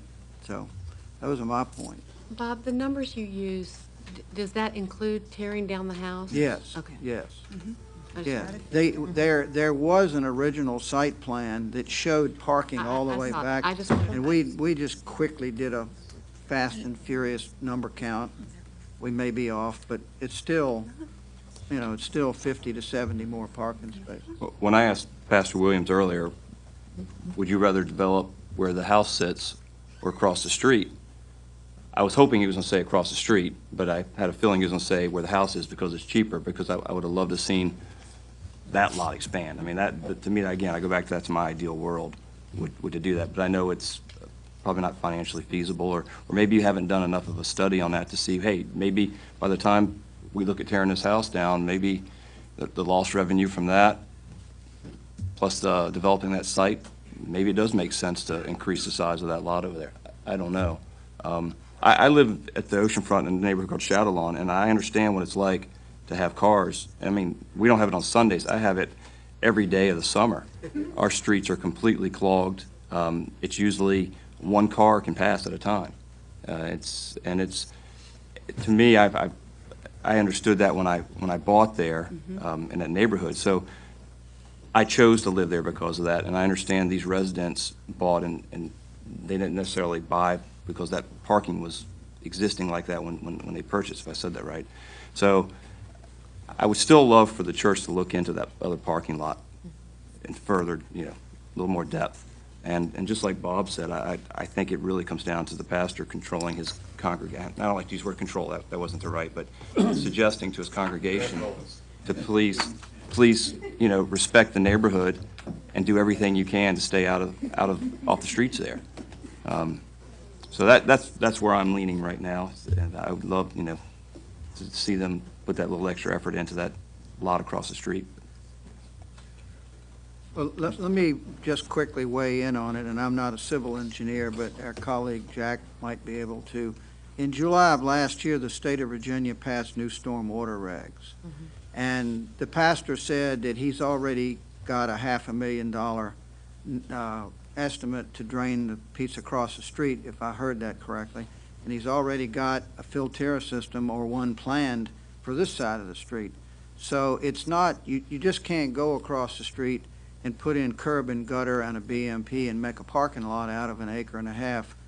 And Doug Smith told us earlier in the meeting that there's maybe no place to put that water. So I think there's some civil engineering limitations to just crossing the road and building a parking lot when he's already preparing. I mean, you can look and see the scope of this is a huge parking lot with drainage in place, and it probably would not cost incrementally that much more to include that back there. I guess that's the reason he gave you the answer he gave you. So.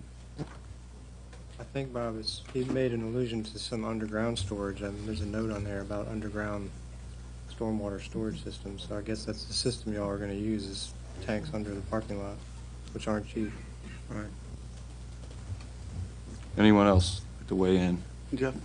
David? I'm not going to reiterate what everybody else says, but I'm pretty much in favor of this. But what I'd really like to see is, Mr. Ivey, I don't know if you can do this. This is more of a landscape issue, but I would like for you to have a rendering of the house in the Category 6, because a lot of times we like to approve things that's already here, like your elevations that are here, and that's how we like to see them before it goes to council.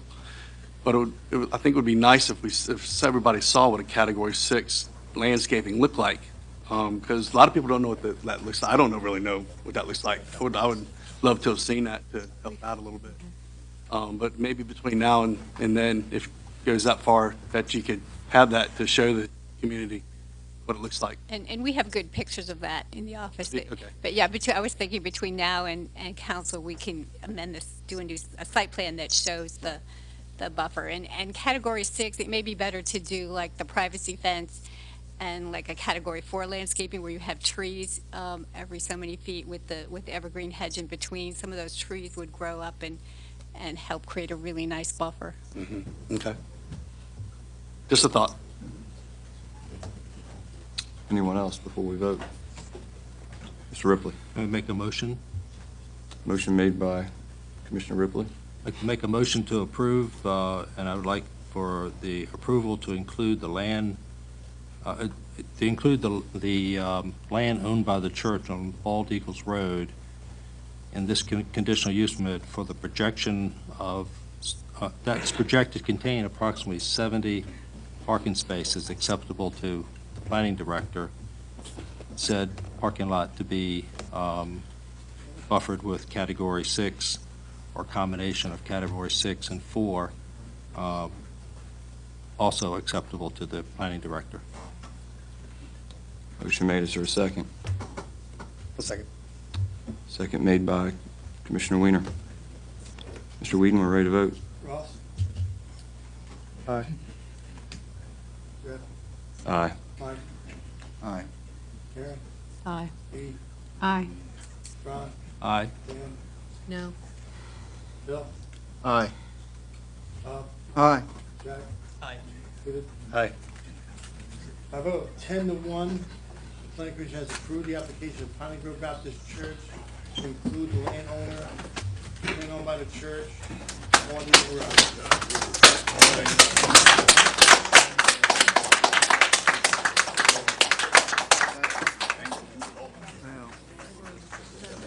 Mr. Russo, will you please call the next agenda item? You're right. They all got to go out that door.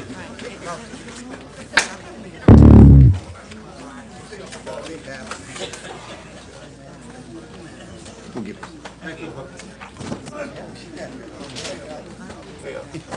No. I couldn't even. No.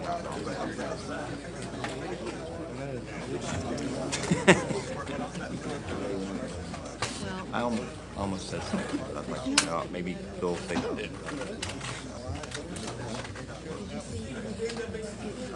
Yeah. No, you were.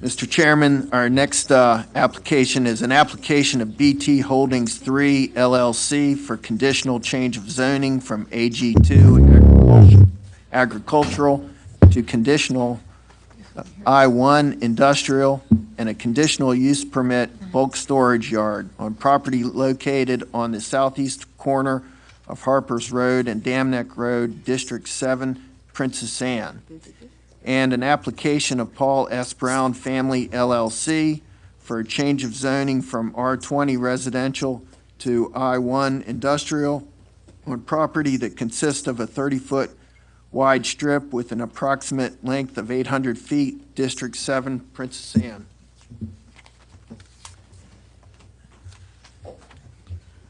Thank you, Mr. Russo. Mr. Chairman, members of the commission, for the record, my name is Eddie Burdon. I'm a Virginia Beach attorney, and I'm here representing the two applicants on the two applications. BT Holdings, the principals Ms. Barbara Creech, and also her son is a member as Taylor Creech. And Barbara is here this afternoon along with Bob Miller, who's the engineer, civil engineer on the project. Barbara Creech, as most of you know, is a lifelong resident of the city of Virginia Beach.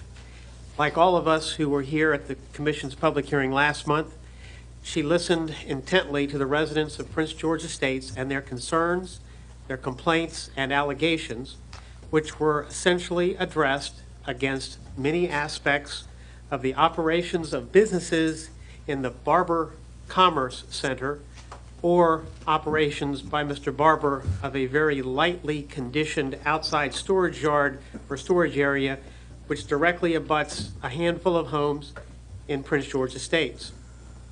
Barbara was certainly sympathetic to the residents' complaints and understanding of their emotional assertions and pleas.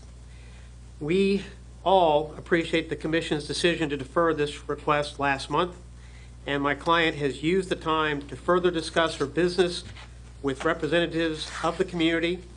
We also appreciate very much those members of the community who have been willing to discuss the application with us, and most importantly, to recognize that Barbara Creech and Taylor Creech are not in any way in business with Mr. Barber, and they have absolutely nothing to do with the operation of his commerce park.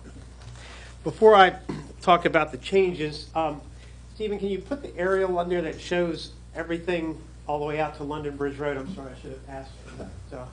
To start with, Bill had it last month.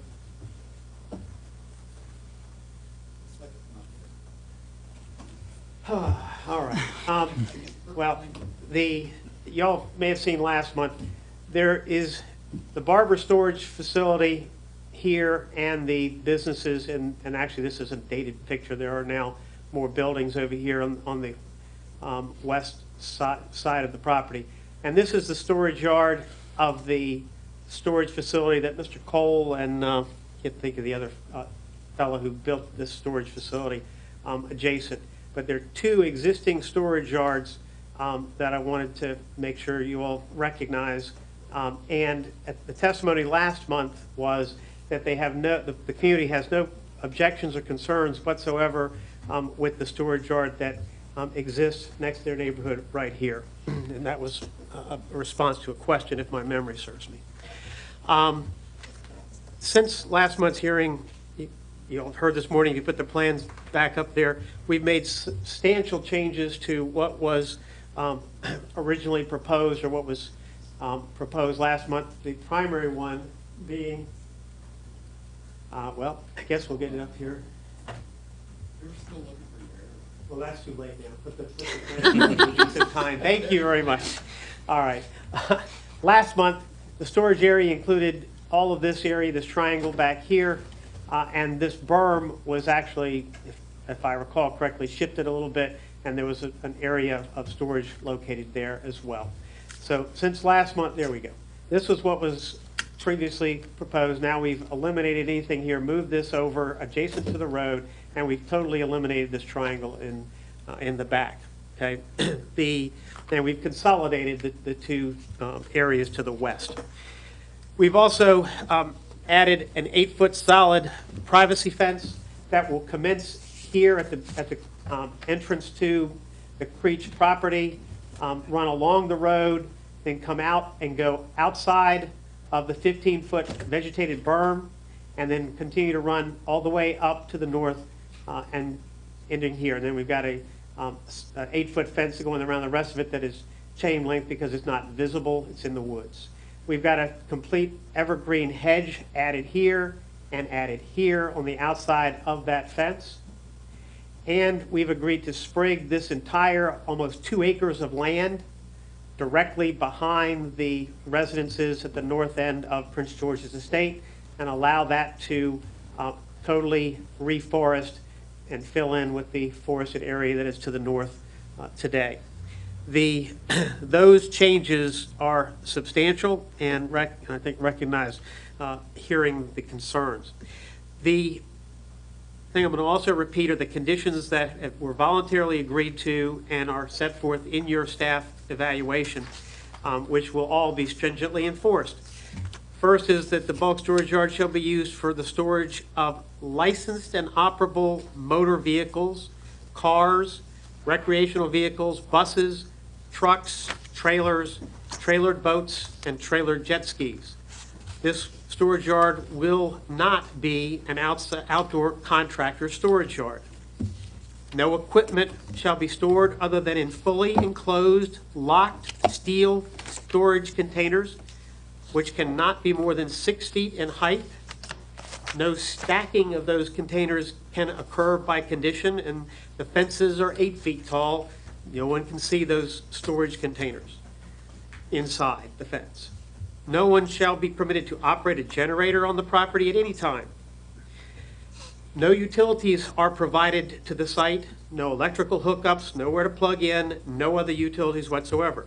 There will be lighting that is depicted and meeting the dark skies requirement for lighting that's not going to spill over, and certainly won't be anything that's going to be seen in the community.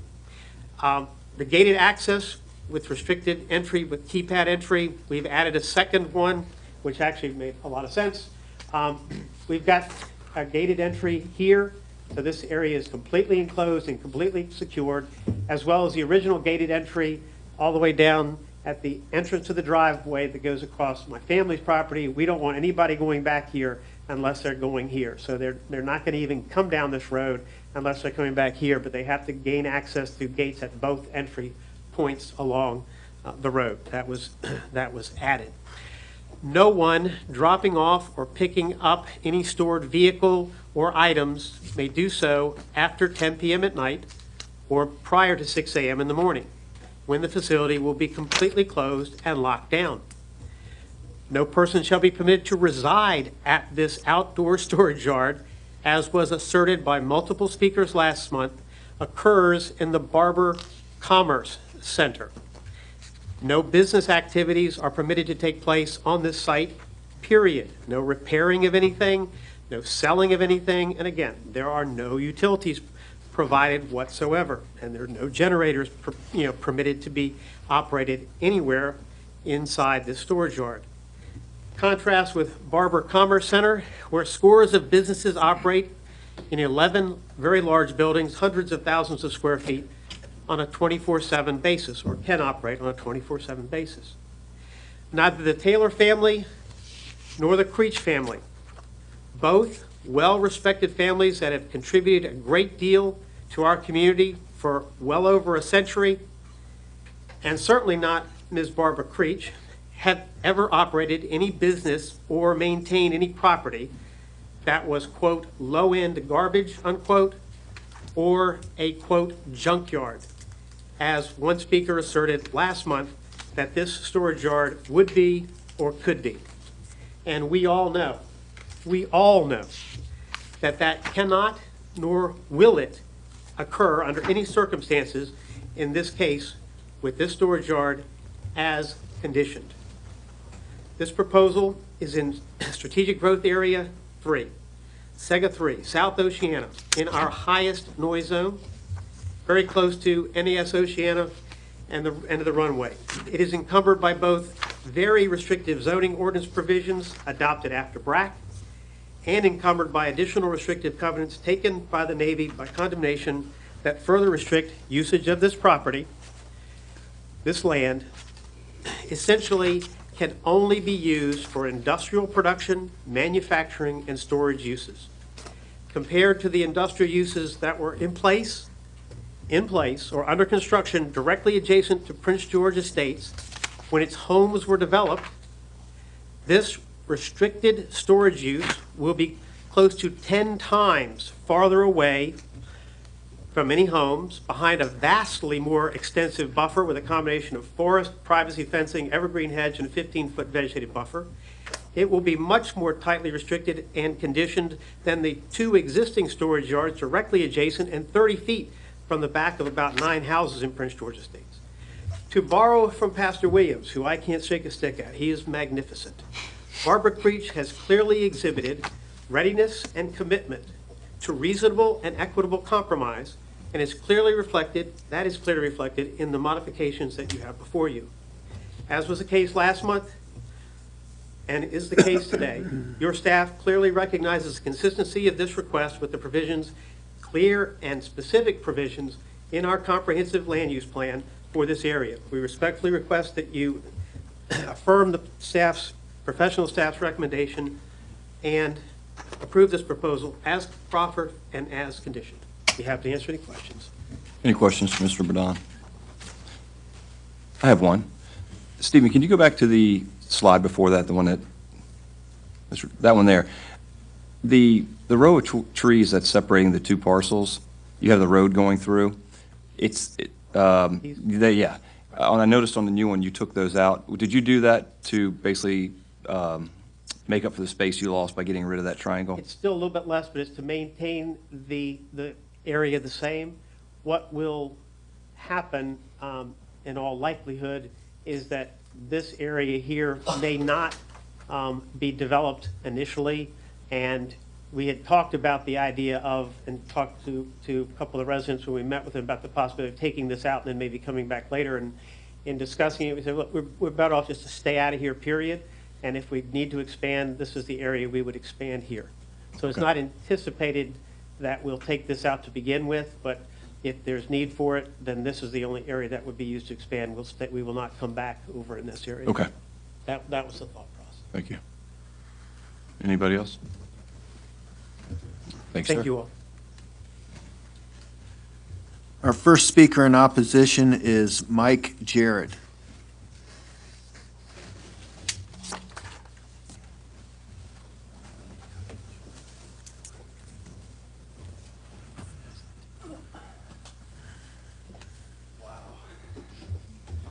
Mike Jared, sitting for 3 hours, sorry. HOA President, Prince George Estates. We've done our best today to make sure we don't repeat ourselves from May. A lot of the things that he had already mentioned. We have met with the applicant and the attorney. Good conversations, nice people. So if someone had mentioned before that deferring is a bad thing, there was some great conversations there, and a lot of the stuff you see were suggestions that we had. Other things that were turned down during this, the conversations was a berm along the entire property facing towards the neighborhoods. Our goal is really to get that 14 feet because most RVs can be at that 14 feet mark. Access from Dam Neck only, that was a no due to cost. We see the property across the street. They came in one of those access roads, cut credit straight across. We still feel that that could be an option. Hours of operation, someone had mentioned no Sundays. Obviously, they said no to that right away because that's part of their business, but we still feel like that could be something that's tangible. Hours of operation, 7 p.m. to 9. That's what we would look for more with the community, with big RVs coming in or out. The adjacent storage is 6 to 9 p.m. I don't really know why we have to go to 10. No gravel, paved is obviously no. Landscaping professionally done. We think it's going to be installed originally professionally done, but we're not sure how that's going to be maintained. We mentioned random drug checks, dog visits. They were kind of unsure on that, but they do want to make sure that their property is controlled. One of the neighborhood people mentioned, and I don't think we discussed it, but it was a conditional permit for only a year or 2 years to kind of feel it out and see how it goes. The chain link fence, I was unaware of that one. I don't know where it came in. But from November to March, as you drive down Dam Neck, you could see my house through the woods, to just make that aware to y'all. The trees are high enough, you can see right through, so now we're gonna have a chain link fence there. Our mission is still to effectively influence you to preserve and protect the family-friendly atmosphere of our community from the industrial encroachment that may jeopardize the health, safety, and welfare of our residents. I pulled a few items off of the Virginia Beach Gov website. It says environment under the environmental tab. Virginia Beach is dedicated to preserving our natural environment, both to improve the quality of life for our residents today and benefit of future generations. City initiatives for the environment are focused on protecting our unique resources and assist residents in being better stewards of the resources. I would agree. Why is the preservation of our homes and our neighborhoods important? Any city success and the vitality depends on its homes and neighborhoods. Vibrant neighborhoods or well-maintained homes are a key part of the high quality of life, and we are a high-end neighborhood. And since almost all the land in Virginia Beach is already developed, preserving our existing house stock is very important to the city remain a community for a lifetime. With half of the city's existing housing units more than 25 years old, we must maintain and preserve our homes and our neighborhoods. Vibrant neighborhoods, well-maintained homes, a key part of our mission. Help everyone enjoy a better quality of life. As a homeowner, you play an important role in making this happen. The American Planning Association gave an award to the comprehensive plan, and in it, it said it's used to a guide to growth, protect neighborhoods, improve our economy, and help manage our limited resources, and ultimately advance the overall quality of life for our citizens. In closing, while we know industrial zone facility adjacent to a residential neighborhood causes quality of life issues for residents, we also know that the industrial zone facility adjacent to a neighborhood will generate increased complaints to the city. Enforcement of current zoning laws and proposed restrictions is difficult and time-consuming and lead to further degradation of our residents' quality of life. Based on factual info available, we believe rezoning AG to industrial is not supported by Virginia Beach Master Plan, is incompatible with residential neighborhoods, and will cause additional quality of life issues. Personal final thoughts was kind of addressed. These vehicles are going to be left, so our traffic prediction originally should be doubled. Number two, when our property was developed, why did the applicant not have the builder install buffers and follow the process that we've been following? Number three was how are emergency services going to access the property? Number four is we just watched a property at the front of the barber self-storage that was going to be a vet office, so it was approved, and then it was taken back over by Barber, which is a big worry in the neighborhood. Number five, residential living is not compatible with industrial applications. Thank you. Any questions for Mr. Jared? Thank you. Our next speaker is Greg Butler.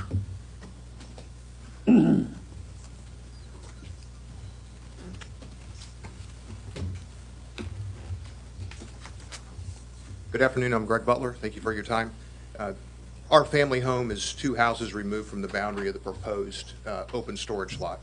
And 50% of our windows has a full unencumbered view of the area to be developed for, again, open storage. I spent 26 years in the Marine Corps, and during this time, we were often restricted in our training opportunities due to the presence of protected species and other natural resources. Specifically, the presence of certain animals, trees, and plants often had a significant impact on our ability to prepare for success on the battlefield, to the point that co-use or co-location of national security training in the homes of protected animals and plants didn't make sense, wasn't compatible, and was not allowed. So similarly, the direct co-location of industrial businesses and private homes does not appear to me to make sense or be compatible. The current co-location of the Barber Storage Unit in Prince George Estates has resulted in 14 criminal cases, 15 reports, 14 criminal cases. That's off the website, public website.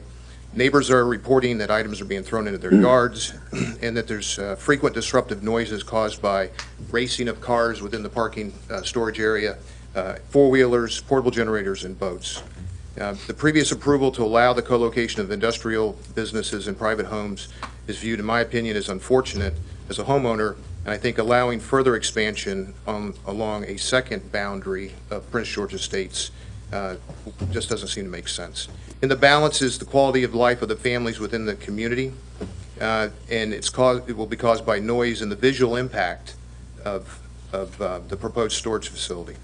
It's also our full and free ability to enjoy our homes, also physical and psychological, our welfare, and most importantly, our safety. According to Virginia Code, it's illegal to make unreasonably loud or raucous noise within 200 feet of any school, place of worship, court, hospital, nursing home, or assisted living facility. The common denominator of all these protected facilities is the humans that occupy them, just like the humans that occupy the homes in Prince George Estates. I ask that we be afforded similar consideration and protection, and that you disapprove this application. Barring questions, that completes mine. Any questions for Mr. Butler? Thank you, sir. Thank you for your service to our country. Our next speaker is Scarlett Jared.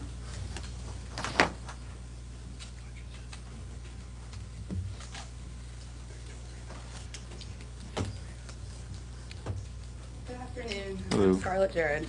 So I really only wanted to come up and do one thing, but one of the members from our board had to leave since it was running over, so he did ask me to say something on behalf of him. If you guys don't mind, it was Rory Zach, so he should have been like a next speaker or, coming up soon. So if that's okay, I would like to do that. So I'll do really just the first thing that I was gonna do.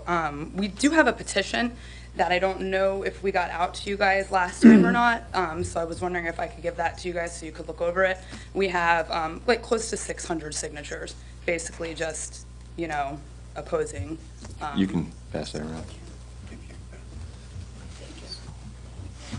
And then really the only other thing that I wanted to say, was that we appreciate their willingness to try and compromise with us. They didn't have to do that, but we still feel that it's basically not compatible with residential living. So that was really all that I had, but I'll go ahead and kind of read off what he had. So he said, at the end of the day, the Planning Commission is deciding whether property zoned for industrial use should be adjacent to a residential area.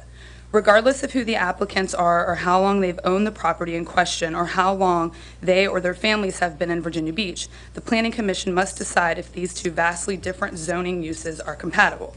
Residents of our neighborhood can tell you from first-person experience that a vehicle storage facility adversely affects their quality of life on a daily basis. Ms. Creech may have the best of intentions, but regardless of who owns or operates the facility or restrictions placed on the operation of the facility, there is no reason to expect the quality of life issues will not continue and worsen for even more residents of Prince George Estates.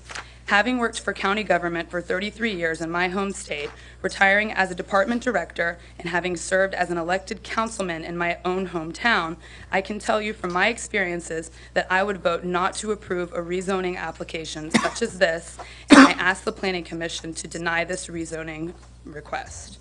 Thank you. That was him. So thanks from both of us. Any questions? Anybody have any questions?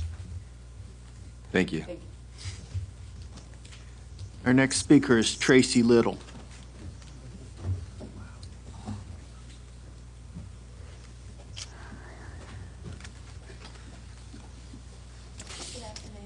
Hello.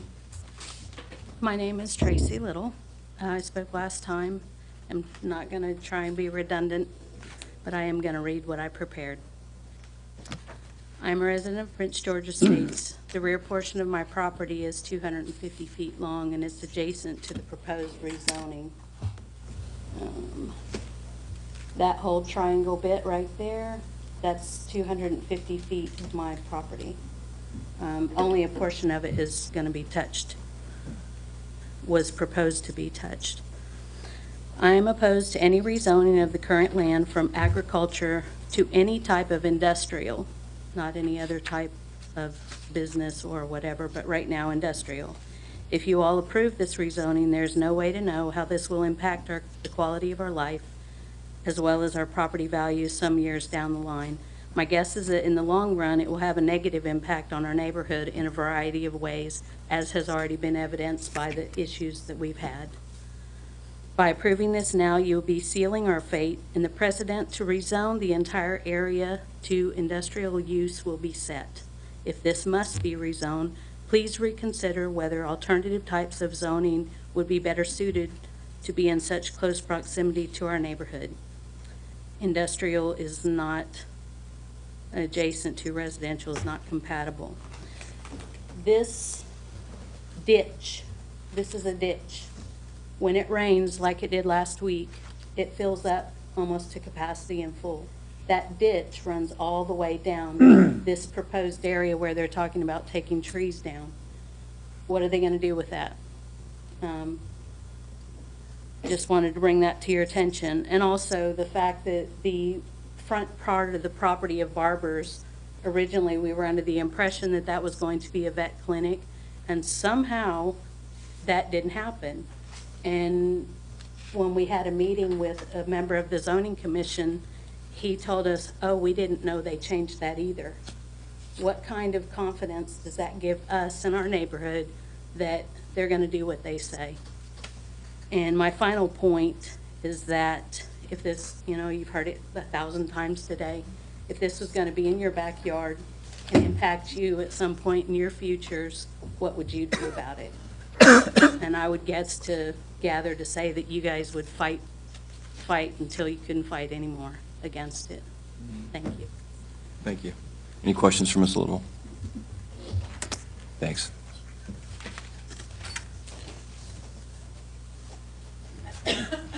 That's all the speakers since Rory Zach is not present. Mr. Verdon. Thank you, and I thank those members of the community who came down and certainly respect the respectful nature of the comments.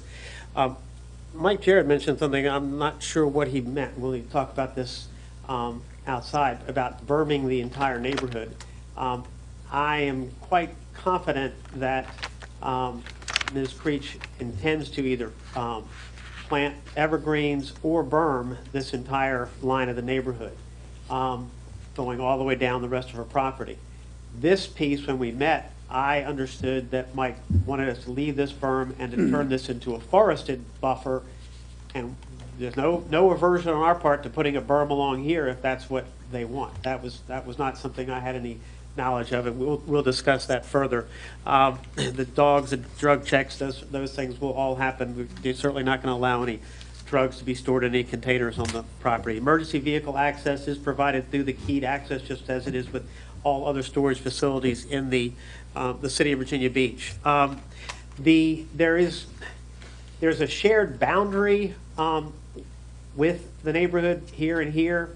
However, it is entirely forested or will be with the conditions. There's not going to be anything put in this entire area, and the storage will take place more than 250 feet away from anybody's house, behind all the berming, the landscape, et cetera, whereas currently the entire western boundary of the neighborhood, and I think it's somewhere around 15, 16 houses directly abut storage yards and storage facilities that do not have anywhere near the level of conditions that exist with this application.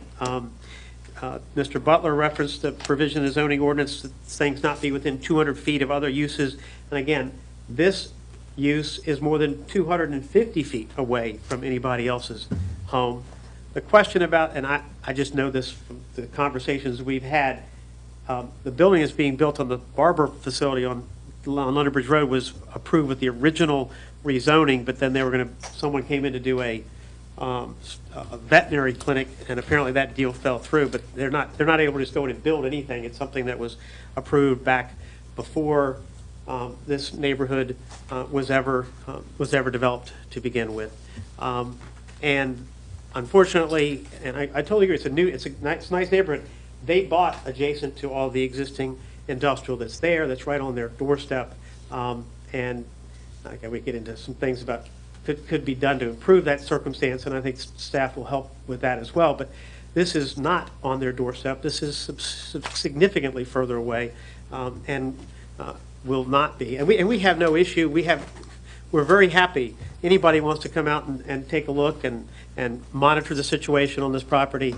Barbara's not in any way afraid. Barbara Creech is not in any way afraid of making sure that all those conditions are stringently enforced, and is not in any way looking to get by or get away with anything. So we have no issue with this facility being monitored. City can come out and take a look anytime they want.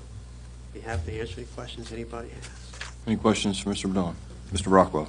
Do you know about that ditch? Does that drain that property, or does that? Mr. Rockwell, the ditch, when we do the site plan for this, any drainage is going to have to be handled. There are two major drainage ways.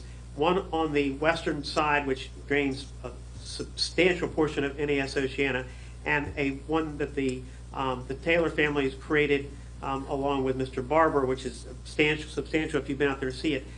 My understanding is the water, but Mr. Miller is the best answer for that, but the water will most likely be directed into the existing drainage system that goes into a large regional BMP on the south side of London Bridge Road. And it's a very substantial drainage structure that was engineered, I believe, Bob, correct me if I'm wrong, to serve all this property when it was originally engineered. We're getting a yes from that. So all the drainage will be handled through that existing drainage system that was put in, which is directly adjacent to the access road that is on our property. And that access road, a portion of it is a dedicated easement for the maintenance of that drainage system.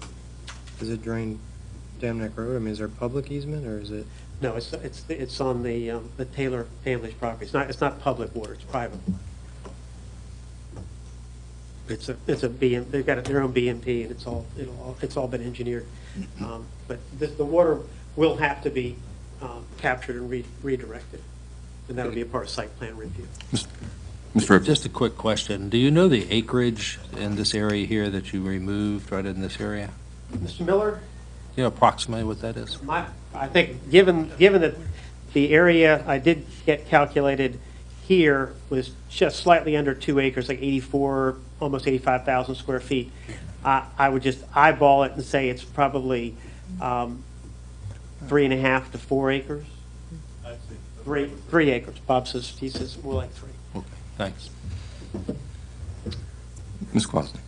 Were the hours discussed at all with the residents? Because I understood in their couple of them coming up that they were concerned about the hours of operation. We had conversation. We have very with both Mikes, a very cordial and nice discussion about pretty much everything other than the berm situation, or we maybe miscommunicated. We didn't hear accurately, because we have no issue with berming the back of any of those properties.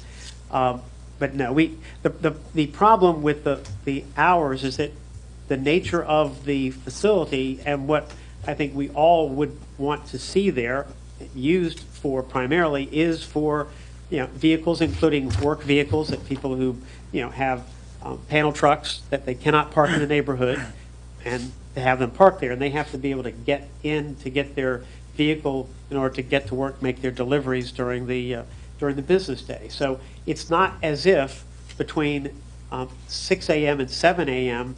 there are going to be, 100 people come in here, nor between 9 p.m. and 10 p.m. are there going to be 100 people. The likelihood is you're talking about, even if it's extremely successful, 6, 8, 10 vehicles during that period of time. So the business has to be able to function and operate, or you wind up putting things out there that we're really not, we really don't want to, if we can avoid it, we want to use as much of it as possible for vehicle storage. And school buses is another thing. I got a call a few years ago, can we put a couple school buses on your farm? Because you can't park them in the neighborhood, and the school system had some issues with their parking lot up on Potters Road, First Colonial Road, and no, we didn't do it. But there are issues with where you can put park buses, and so again, people, and I'm not saying that there'll be school buses here, but I wouldn't be at all surprised if there aren't some school buses that wind up getting parked here, and that's that's the kind of thing they have to have the ability to get there. Of course, they would be in there long before 10 o'clock at night, but 6 o'clock in the morning, they would need to be getting in there to get the buses. I have one additional question. Sure. So the berm that you've just started to discuss, would that be in addition to the seedling plantings?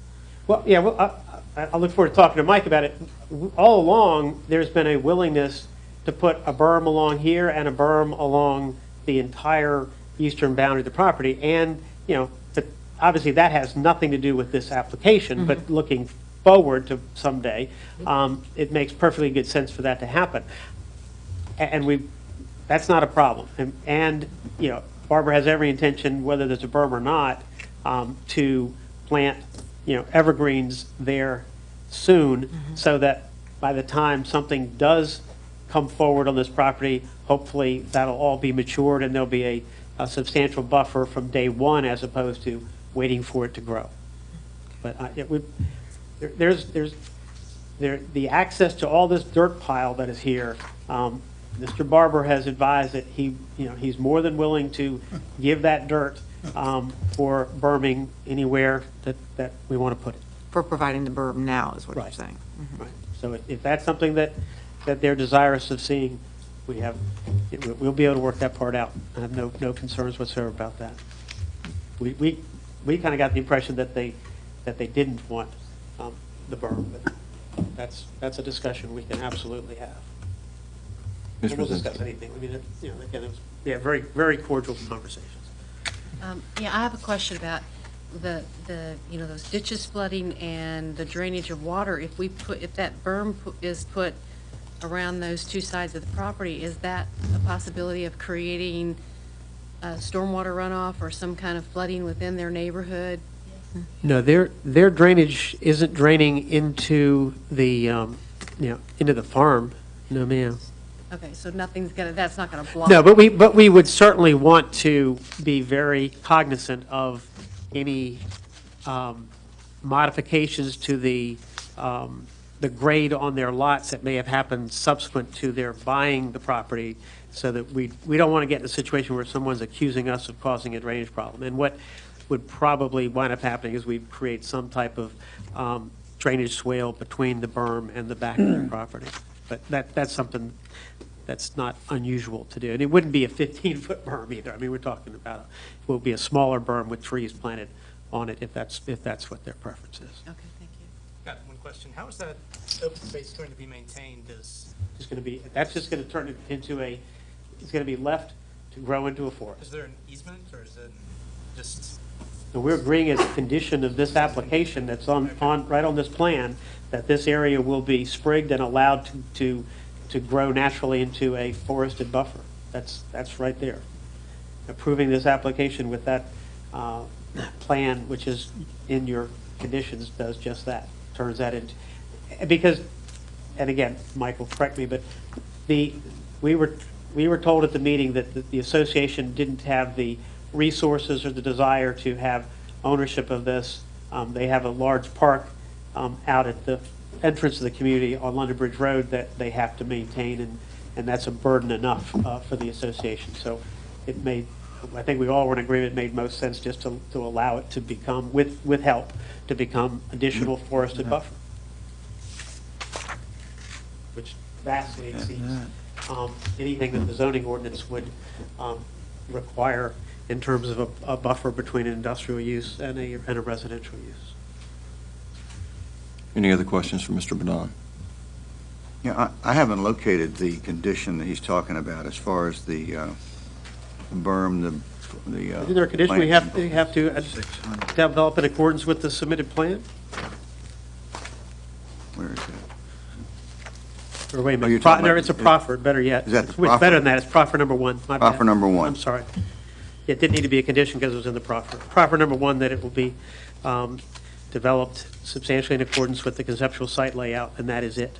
Sorry. Any other questions? All right, thank you. Thank you. All right, we will now close the public hearing and open it up for discussion amongst the commissioners. Anybody like to start off? I'll go. Mr. Redmond. I think the applicant has made great strides since the last meeting. Last meeting, we had issues. We had issues that we just couldn't seem to get past on either side, and we deferred it so that they could have these discussions. They have had discussions. I think it has yielded good results for the neighborhood. I emphasize the 250-foot distance now between the actual use of the property and the active use of the property is going to be fairly good distance, almost the length of a football field, away from any of the houses. I don't think that the applicant deserves to be painted with the Oscar Barber brush.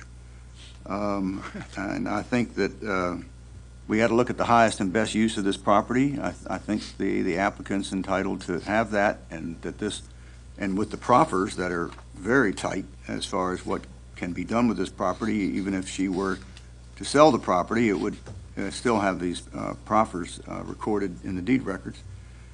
I think that the impact on the neighborhood has been severely decreased, significantly decreased, and I would favor be supportive of the application. Anyone else? Mr. Ripley. I made this analogy, I guess, a short one last time, and that is, we always have uses. We have houses that are built next to uses that conflict, and schools are good examples. We see that often in here. In this case, it's industrial, and you have an industrial facility that's located unfortunately, next to a residential neighborhood. And I think if last month, I would have had a hard time, I was having a real hard time with this one, but I think the applicant's gone back and provided enough buffer that the use that he's asking for is, although it's not ideal, but it is compatible with what's out there in an industrial manner. And it sounds, and if the buffer was not there, I probably wouldn't think this way, but I do believe that he has worked pretty hard to get this in a pretty good shape, and I'm inclined to support it. Anyone else? Anyone like to make a motion? I'll move to approve. Motion made by Commissioner Inman. A second. Seconded by Commissioner Ripley. Mr. Whedon? Ross? Aye. Jeff? Aye. Aye. Aye. Karen? Aye. Dee? Aye. Don? Aye. Dan? Aye. Bill? Aye. Bob? Aye. Jack? Aye. David? Aye. I vote 11-0, the commission has approved the application of BT Holdings and Wallace Brown Family LLC. Is there any other business to discuss? If none, on behalf of my fellow commissioners, I'd like to thank everybody for attending today's meeting, and I'd like to thank the planning director and his staff for the work in preparing today's agenda. Meeting adjourned.